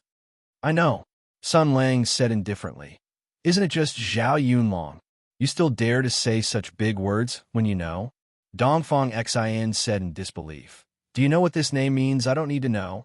I just want to ask you, did you escape to make things difficult, or to not live under that person's shadow for the rest of your life, or to prove something to that person? Sun Lang said straightforwardly. Or perhaps you want that person to no longer treat you as a child and listen carefully to what you want to say? If it's the latter, then what's the point of running away until you're caught, beating your butt, and bringing it home? Dongfang Xian was stunned. She stammered, I just want to, there's no need to think about it. Let's make a bet. Sun Lang said straightforwardly, come to my side first, then follow me for the time being, until Chao Patao comes to find you. Then I will come out and settle this matter for you. Not only can I make Great General Zhao lower his head and admit his wrongs to you, and listen to your opinion obediently, I can also make that guy obediently lose his temper. He might even cry out loud. Do you believe me? How is that possible? Dongfang Xian shouted. Nonsense! That person's temper is as stubborn as an iron donkey. Even 9 cows can't pull him back. I don't believe it. So do you dare to bet? Sun Lang shouted. If you lose, I'll promise you anything. If you win, what will you do? Dongfang Xian was provoked by this method, and raised his head. Me too. If you can make that person lower his head, I'll promise you anything. Then it's settled? Sun Lang immediately said. Do you want to write a bet? There's no need. Dongfang Xian said indifferently. If you lose, you will definitely be beaten half to death by Chao Patao. If you win, how can I have the guts to fool someone who can defeat Great General Zhao? Since you're so unafraid of death, why don't you come now? However, you can let me be your follower, but if your little brother is wronged, you have to stand up for me. I was just bullied by a fierce woman with big breasts. Of course, Sun Lang said straightforwardly, don't panic. As the old saying goes, retribution in this life has to be fast. I'll bully him back with you in a few minutes. That's what you said. Dongfang Xian cheered. Then let's pack up and no rush, no rush. Sun Lang said seriously, before that, you have to do something. What is it? The little girl seemed to have been completely tricked. Her eyes shone brightly. Give me a name? Sun Lang expressionlessly pointed at the gas mask on his face, then pointed at Dongfang Xian's clothes that were stained with a lot of strange liquids. Of course I'm going to take a bath and change my clothes. Oh, only then did Dongfang Xian notice the strangeness of her body. But the little girl was obviously surprised. She was actually not knocked out by the smell. Instead, she seemed to have thought of something and said thoughtfully, if I were to cover my entire body with this substance, would it be so smelly that everyone would retreat? Even in battle, it can cause damage and shock to the enemy at all times. Damn it, you've already learned the poison halo. Sun Lang glared at her. Little girl, pay attention to yourself. Go take a bath. Otherwise, I'll wash it for you. Dongfang Xian spat and ran to the backyard in a panic. Then, as if she had thought of something, she ran back and picked up the ding-ding gun. She waved it in front of Sun Lang and threatened, You're not allowed to peek. Otherwise, I'll stab this spear through your mouth and come out from below. Sun Lang said impatiently, Little girl, where did all these dirty thoughts come from? Hurry up and get in. Dongfang Xian let out an oh sound, then dragged the spear and ran to the backyard. Sun Lang looked at her back and revealed a faint smile. It's very similar to you, Chao Patao. You're the only one who can make me take the initiative to provoke this matter. It seems that without me by your side to guide you in the past 2 years, Your relationship with your family has been terrible. It's fine. I'll talk to you about life this time. His expression was leisurely as he thought back to the past. At that time, Great General Zhao was just a silent idiot. In a sense. I am Zhao Yunlong from Shijiazhuang. May I know your name? Li Gang. Is it your name? That doesn't seem right, does it? I'm ridiculing you, idiot. What's Shijiazhuang Zhao Yunlong, you country bumpkin?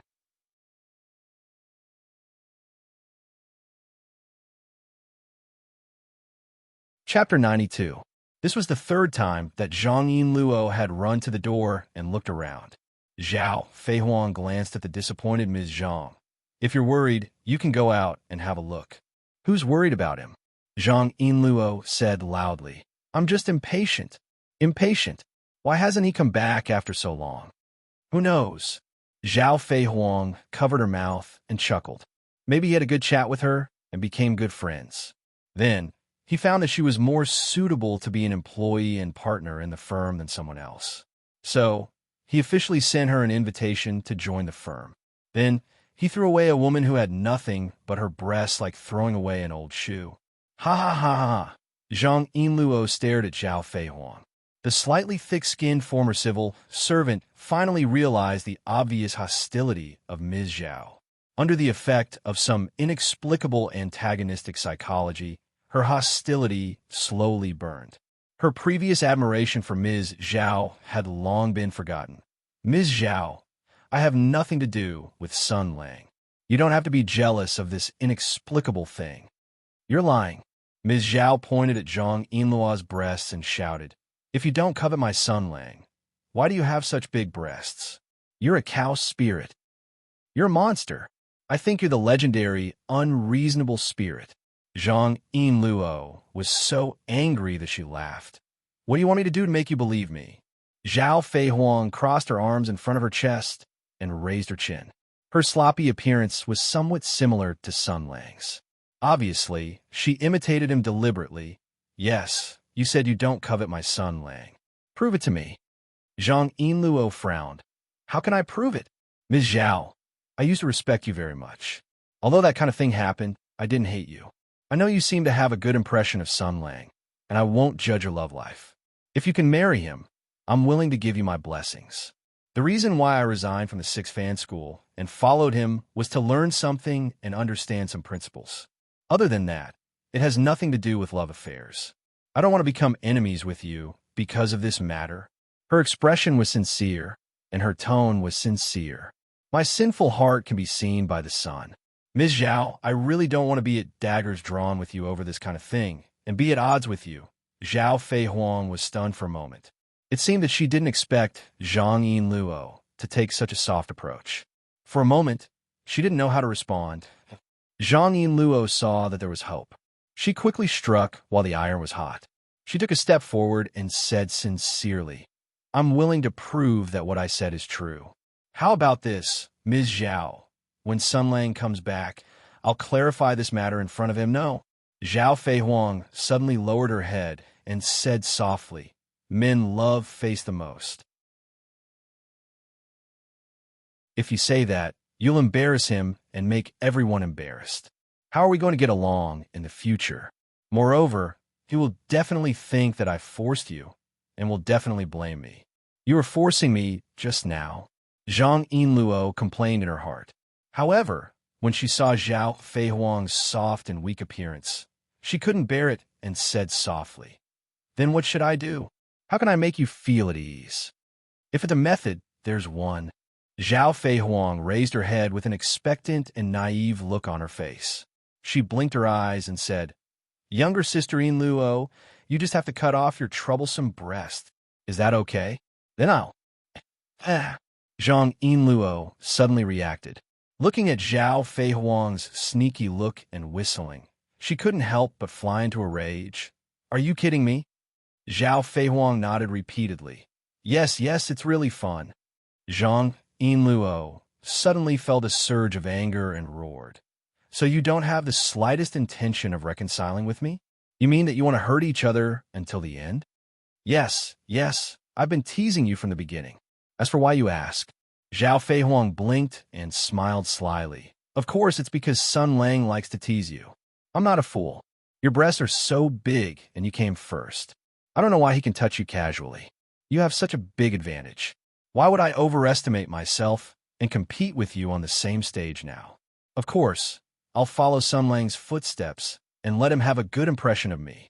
If he likes to kill people, I'll help him keep a lookout. If he likes to set fires, I'll help him collect firewood. If he likes to tease you, I'll tease you too. Ah ha ha ha, but you're really cute. That serious look. Zhang Yinluo was furious after hearing this. In the past few days, she had indeed seen people she had never heard of before. It was like seeing two shameless people at the same time. She looked at Zhao Feihuang's fearless expression of, "Come on, let's hurt each other." For a moment, her blood rushed her brain. She pointed at Zhao Feihuang and shouted, "Do you really think I can't deal with you?" Zhao Feihuang hid behind Su Qingwan, stuck his head out, and waved his fist. "What? Do you want to fight? Do you want to hit me? If you have the ability, come and hit me. Even if I don't know martial arts, I will never be afraid of you." Zhang Yinluo shouted, "Even if I don't hit you, I can still deal with you. Don't you like Sun Lang? Don't you want to marry him? If you provoke me again, What's wrong?" Zhao Feihuang shouted, as if the world was not in chaos. "If you have the ability, come and steal my man. Who wants to steal that kind of guy from you?" Zhang Yinluo roared. "If you provoke me again, be careful that I will cause trouble for him outside every day. I will pick young and beautiful girls to provoke. I will let him help those women solve their problems. Then I will charm them. Finally, I will bring all those women home.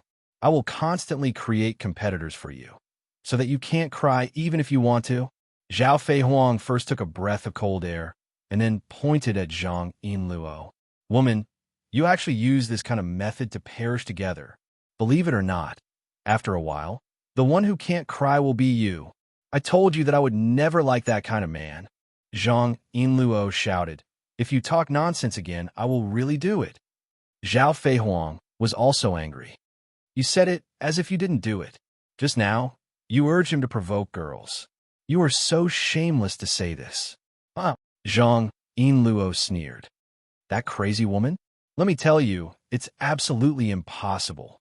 This was something that was absolutely impossible. That kind of crazy woman has a bad temper, can't distinguish right from wrong, doesn't ask for reasons, and is also a pervert. I even did that to her. Under such circumstances, if she still likes him and takes him home, I will." As soon as he finished speaking, Sun Lang's voice came from outside. "I am back."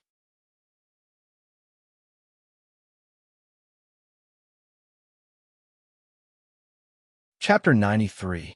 After hearing Sun Lang shout, Zhao Feihuang's eyes flashed. She suddenly covered her mouth and laughed softly. "You? What are you going to do? Maybe Sun Lang has already brought the little fox back. What are you going to do?" Zhang Yinluo rolled her eyes. "There's only one person's footsteps outside." "What little fox spirit?" Miss Zhao chuckled softly. "Do you want to make a bet? If Sun Lang comes back alone, then I'll lose. I'll shout, 'Sister Zhang Yinluo, I was wrong.' If Sun Lang brings that girl back, then you'll lose. And I won't make things difficult for you. You can just say, 'Sir, you're back,' to him. How about it?" Zhang Yinluo was stunned. Then she listened carefully. That's right. Sun Lang was walking along the wall towards the door. He shouted, "Where is he? Where is he? Why hasn't he come out to welcome me?" There was only one person's footsteps. How could she lose? How could she lose? Zhao Feihuang added a few more pieces of firewood at this time. "AI, coward. You don't dare?"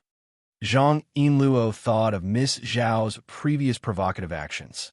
She gritted her teeth and snorted. "Why wouldn't I dare? I agree. You just wait to call me sister."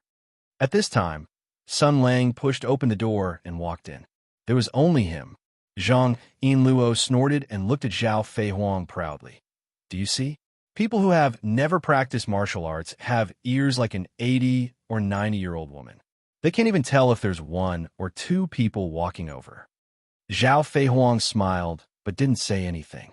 Sun Lang looked at the two strangely and then smiled. "Come, let me introduce a new partner to everyone. He leaned his body towards the door and waved his hand. Don't just stand there. Quickly come over. Zhang Yinluo's smile of victory in sight froze on her face. No, don't panic. It's not necessarily that crazy woman. No, it's definitely not. That crazy woman is so violent and unreasonable. When she saw us, she wanted to attack us. How could she be subdued by Sun Lang? Moreover, she was splashed by the canned herring and the entire restaurant was smothered to death. At this time, she must be in a state of madness. If Sun Lang dared to provoke her, he would be beaten up immediately. It's normal for them to fight to be turned upside down. And Sun touching her like that is also normal. But to turn to be an enemy, to become friends in such a short amount of time, that's absolutely too. But the sound of footsteps came from outside. A moment later, a small head slowly poked out from behind Sun Lang, and then a petite figure flashed out, curiously looking inside. This is your home? It seems very ordinary. A light flashed in Zhao Feihuang's eyes as she sized up Dongfang Xin from head to toe.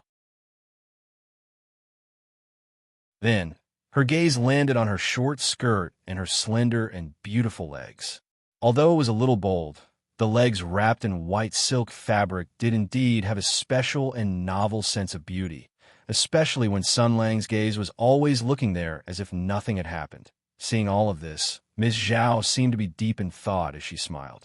As for Zhang Yinluo, PFFF, Dongfang Xin also saw Zhang Yinluo at the same time. After a moment of confusion, she immediately remembered who this woman was. The two of them shouted in unison, "It's you!" Sun Lang pretended to be surprised. "Ah, you two actually know each other?" But no one paid attention to him. Zhang Yinluo and Dongfang Xin looked at each other for a moment. Ms. Zhang suddenly pulled out a long sword from her waist and shouted, "You delivered yourself to me. Just right. Let's go out and find a place to fight to the death." Zhao Feihuang poked her head out from behind Su Qingwan, held her hand in the shape of a trumpet, and whispered something that everyone could hear. "Little sister Yinluo, remember to fulfill the bet before you die." Zhang Yinluo turned a deaf ear and pointed her sword at Dongfang Xin. "Crazy woman, come on." Dongfang Xin was also angry in her heart. "Good, you did that kind of thing with your big breasts, and you still dare to blame me. I've already changed to a special spearhead, so I'm no longer afraid of you throwing shit at me." "You're the one throwing shit," Zhang Yinluo shouted. "That's canned herring, canned herring. Bullshit, bullshit." Dongfang Xin stomped her feet and said, "Do you think I'm a country bumpkin? Do you think I haven't seen the world? I've also eaten Westernese canned food. Will your canned fish explode?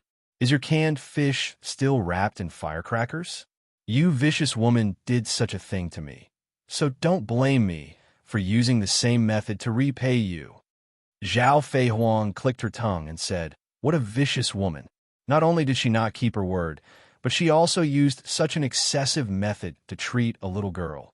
New hatred and old hatred welled up in her heart. Zhang Yinluo sneered and reached for the satchel at her waist. Then, her expression changed. It was known that Sun Lang had given Zhang Yinluo 2 canned herring in the Marquis Jing and mansion that day. Later, Zhang Yinluo had modified these 2 canned herring. One was given to the head constable of the 6th Fan School, Liang Bufan, for evaluation, and the other was thrown to Dongfang Xin in front of the fishing immortal house. Then, how many canned herring did Zhang Yinluo have left? 0. This was King embarrassing. What was even more embarrassing was that Miss Zhao Feihuang was very intelligent. She could see the big picture from one small clue and liked to add insult to injury. Yo, younger sister Yinluo, could it be that you've run out of ammunition? Dongfang Xin was stunned for a moment, then carefully looked at Zhang Yinluo's expression. She couldn't help but look up to the sky and laugh. "Ah, even a vicious woman like you has such a day." She reached out and took the long spear in front of the door. The spearhead of the long spear was truly shocking, so it was wrapped tightly in cloth. At this moment, she pulled the buckle and took out the ding-ding spear. She pointed it at Zhang Yinluo and said, I want to see how you block my spear today. Do you want to use your shameless chest to clamp it? As soon as this strange weapon appeared, even though Zhang Yinluo and Butler Su had already experienced it once, they still gasped and instinctively made a defensive move. Butler Su even protected Zhao Feihuang behind him, blocking Miss Zhao's face. Eldest miss, don't look. Good child, don't look at this. Zhao Feihuang tried his best to pull Butler Su's hand away and clicked his tongue. How bold. This thing. Dongfang Xen pulled open her stance, shook her spear, and assumed a starting position. Although her movements were clean, neat, and incomparably handsome, the body of the spear trembled, collapsed, and condensed, and she had already mastered the way of the spear. It was useless. On Zhang Yinluo's side, she only saw an indescribably thick iron object swaying back and forth with its fangs bared and claws brandished. It was as disgusting as it could be. Then, she panicked a little. To fight with an opponent who used such a weapon, it obviously required a strong mental fortitude and courage, and it was very embarrassing. Regardless of whether he won or lost, it was very embarrassing. Furthermore, he had to lose this person in front of Sun Lang and Zhao Feihuang. The ability of this pair of dog and dog to ridicule each other when they got together was clearly multiplied. Moreover, the canned herring was used up. Zhang Yinluo's lips trembled twice. Suddenly, he shouted to Sun Lang, who was standing at the side and acting as a background board. Are you just going to watch her bully me? Don't you have anything to say? Only then did Sun Lang act as if he had just woken up from a dream. He jumped between the two of them, clasped his hands in front of his heart, and shouted exaggeratedly, No, don't fight for others.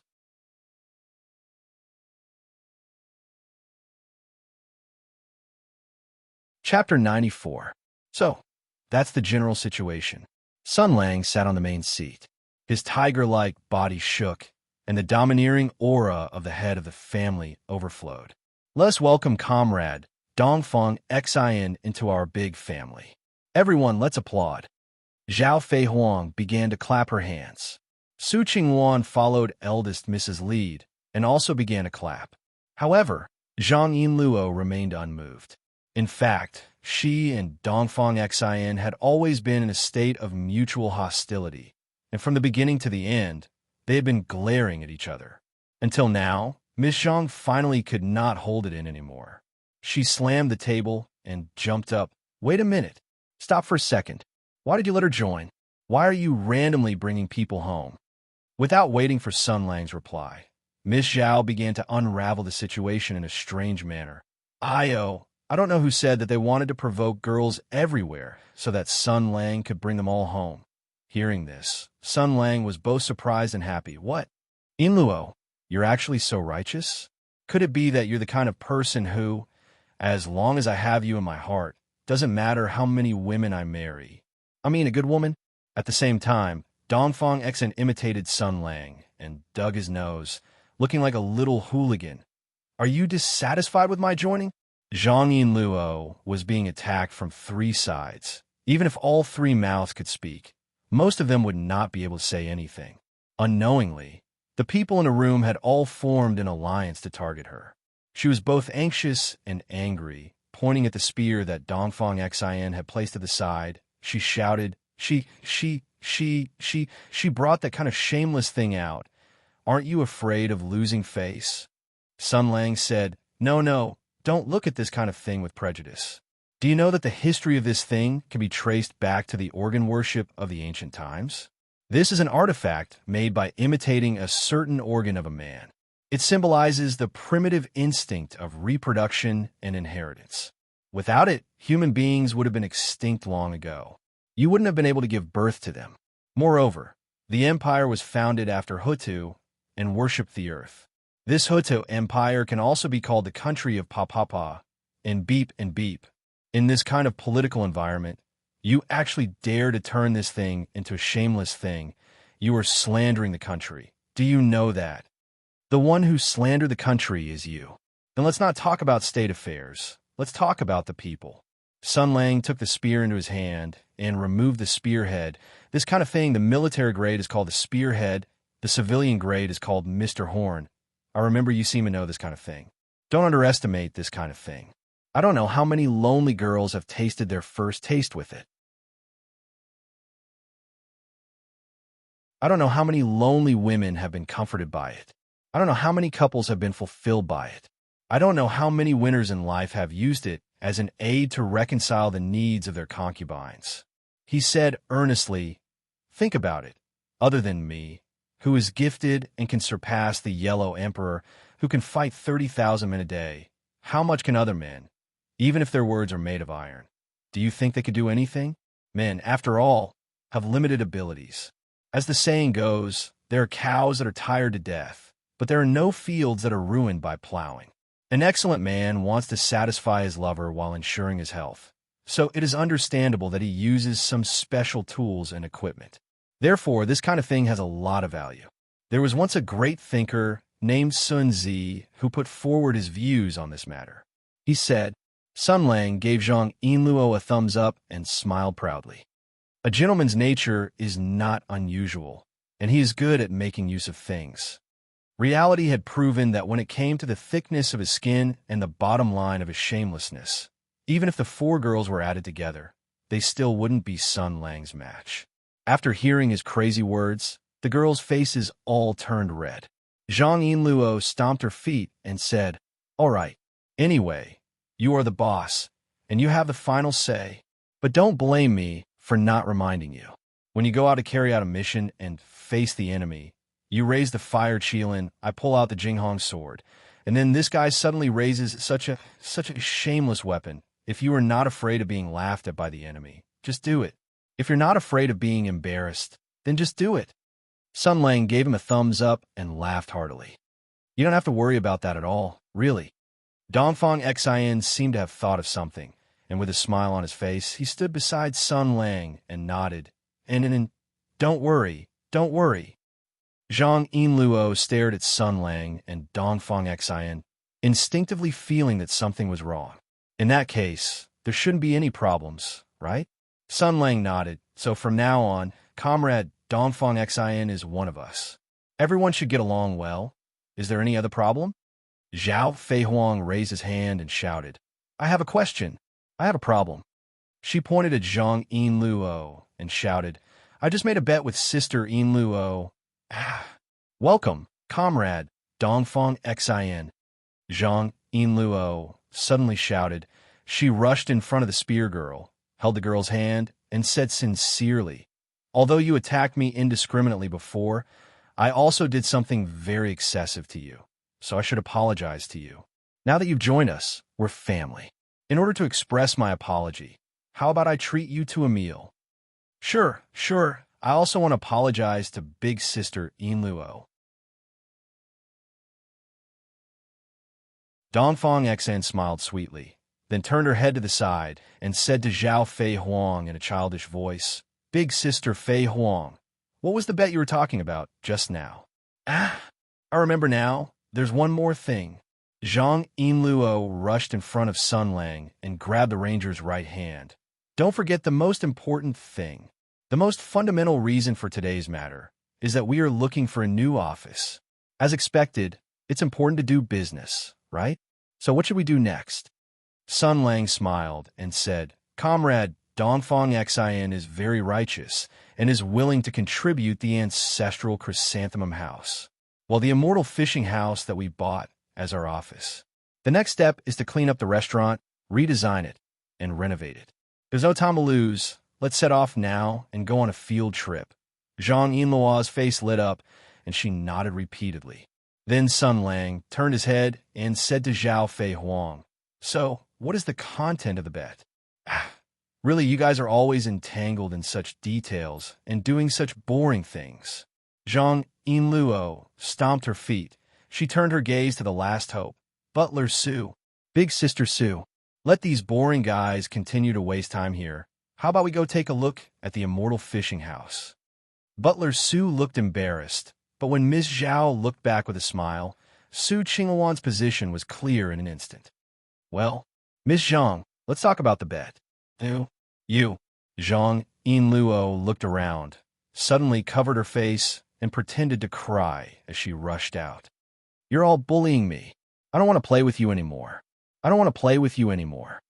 They watched Zhang Yinluo rush out of the door, leaving a sentence, "I'm going to the immortal fishing house," and then ran away. Sun Lang blinked. It's hard to imagine that she can be so shameless. Zhao Feihuang said with a smile, "Do you want to hear the bet?" Sun Lang shook his head. "She's obviously going to deny it now, so it's useless to listen." So the ranger gave Miss Zhao a thumbs up. "Think of a way to dig a hole and make her fall hard." Zhao Feihuang nodded with a look of understanding. The two looked at each other and let out a series of ambiguous smiles. "Let's go to the immortal fishing house and have a look."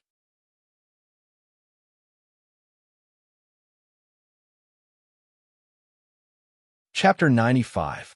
Near the immortal fishing house, Sun Lang and the others were standing there. The annoying smell was blown by the wind. Everyone gathered together, whispering and pointing at someone. "It stinks. Yes, it does stink. Who on earth made this place so smelly? Yes, it's so disgusting. This kind of person. Listen to me. That's enough." Zhang Yinluo turned back and roared. "Now that the immortal fishing house is like this, to clean it up is what we need to pay attention to." She walked angrily to Sun Lang, reached out, and searched the ranger's body for a few times. She found a gas mask and 2 cans of herring. After putting them into the satchel at her waist, as if nothing had happened, she snorted, put on the mask, and walked into the immortal fishing house. Sun Lang looked at her back and clicked his tongue. "This shameless appearance really reminds me of myself in the past."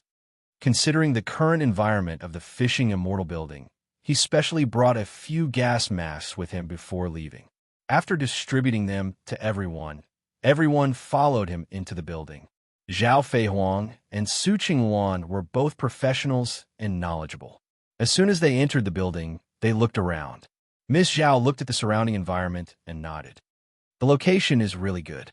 The traffic is convenient and not noisy. The place is also spacious. The design and layout of the building are also very good, but the facilities are slightly old. It will be better if they are replaced." Dongfang Xian carried the long spear and said proudly, "Of course, I have good taste. I picked this place at first sight." Zhang Yinluo turned back and complained, Yes, and then a group of hooligans came to find us." Dongfang Xian nodded and said, "Yes, I met a female hooligan who threw feces everywhere. She turned my restaurant into this. It's really miserable." The two of them were at loggerheads again and glared at each other. When Miss Zhao was not involved, Butler Su was essentially a friendly and kind person. At this moment, he came out to smooth things over and said, "Miss Dongfang, when we visited earlier, we found that you were teaching a group of people who looked like hooligans a lesson. What happened? Are you being targeted by someone?" "Don't mention it. This hotel is very strange. At that time, I found the boss and wanted to buy this building, but I didn't expect the other party to agree so readily and moved away overnight. The next day, someone came to my door and said that he wanted to buy this restaurant, and after I sent him away, there would be a mess of people coming to my door every day. They would either directly threaten me or coerce me, and in any case, they just wanted me to give up the restaurant. Their reasons were also very strange. They either said that the feng shui here is not good, or that some big official had taken a fancy to the property here. And the most ridiculous thing was, she shook her head. There was a guy who actually said that there was a monster here. Zhao Feihuang and Su Qingwan were both stunned for a moment, then let out a sneer at the same time. Su Qingwan shook her head and said, "To think that they could come up with such an excuse. But it seems like there's a story behind it." Miss Zhao also nodded in agreement. "It seems like the situation is very clear. Someone wanted to buy this immortal fishing restaurant, but the original owner of the restaurant refused. In the end, the other party used all kinds of tricks and methods to force the owner to give in. The owner was annoyed, and the business was not as good as before. He was tired and wanted to give up, but he was not willing to let the other party take advantage of him. So he sold it to Sister Dongfang. Big Sister Fei Huang is right. I think so too." Dongfang Xian smiled sweetly at Miss Zhao. "That owner did indeed sell it to me at a slightly lower price, but he didn't explain the situation. He's also a guy who isn't too honest. This little girl who used a strange weapon seemed to have a very good impression of Miss Zhao. First of all, Miss Zhao was noble and elegant. She looked as gentle as water. Her words were gentle and pleasing to the ear, and the way she treated people made her feel as if she was bathed in the spring breeze. This kind of gentle big sister was very much to Dongfang Xian's liking. Secondly, she discovered that this big sister's personality was also very, very good, because she actually stood on her side when they first met and helped her fight against that unreasonable and violent woman with big breasts. She really was a good person. Su Qingwan continued, no matter what reason there is, it's an indisputable fact that this restaurant has been targeted. But Marquis Jingan Fu still has some face in Mingzhou. When we find out who the mastermind is, we just need to send a name card. I believe that no one will be unhappy with the Marquis Fu over a restaurant. There can't really be a monster, right? Just at this time, the expression of that unreasonable and violent woman with big breasts in front of them changed slightly. She turned her head back. Hey, you guys are actually discussing it so seriously? What if there really is a monster? Just as she finished speaking, the three young girls widened their eyes at the same time, glancing at the slightly uneasy Zhang Yinluo. Dongfang Xian said in disbelief, How old are you this year? You still believe those stories used to scare children? Su Qingwan snorted. Us martial artists, we refine our spirit into qi, using martial arts to enter the Tao. Our spirit is bright and ghosts can't get close. Even if there is something dirty, we could just kill it with one punch. We aren't even afraid of the sky demon. So what kind of monster are we afraid of? Zhang Yinluo's expression became more and more unsightly. Hey, don't be so stubborn and ignorant, only willing to believe what you've seen. Let me tell you, there really can be some very dirty things in this world. Zhao Feihuang's expression suddenly became serious. She nodded and, perhaps, in this world there really are monsters. Right? Right? Although the person who agreed with her was Zhao Feihuang, and although the two of them had an unpleasant conflict not long ago, Miss Zhang Yinluo was magnanimous and had already forgotten about it.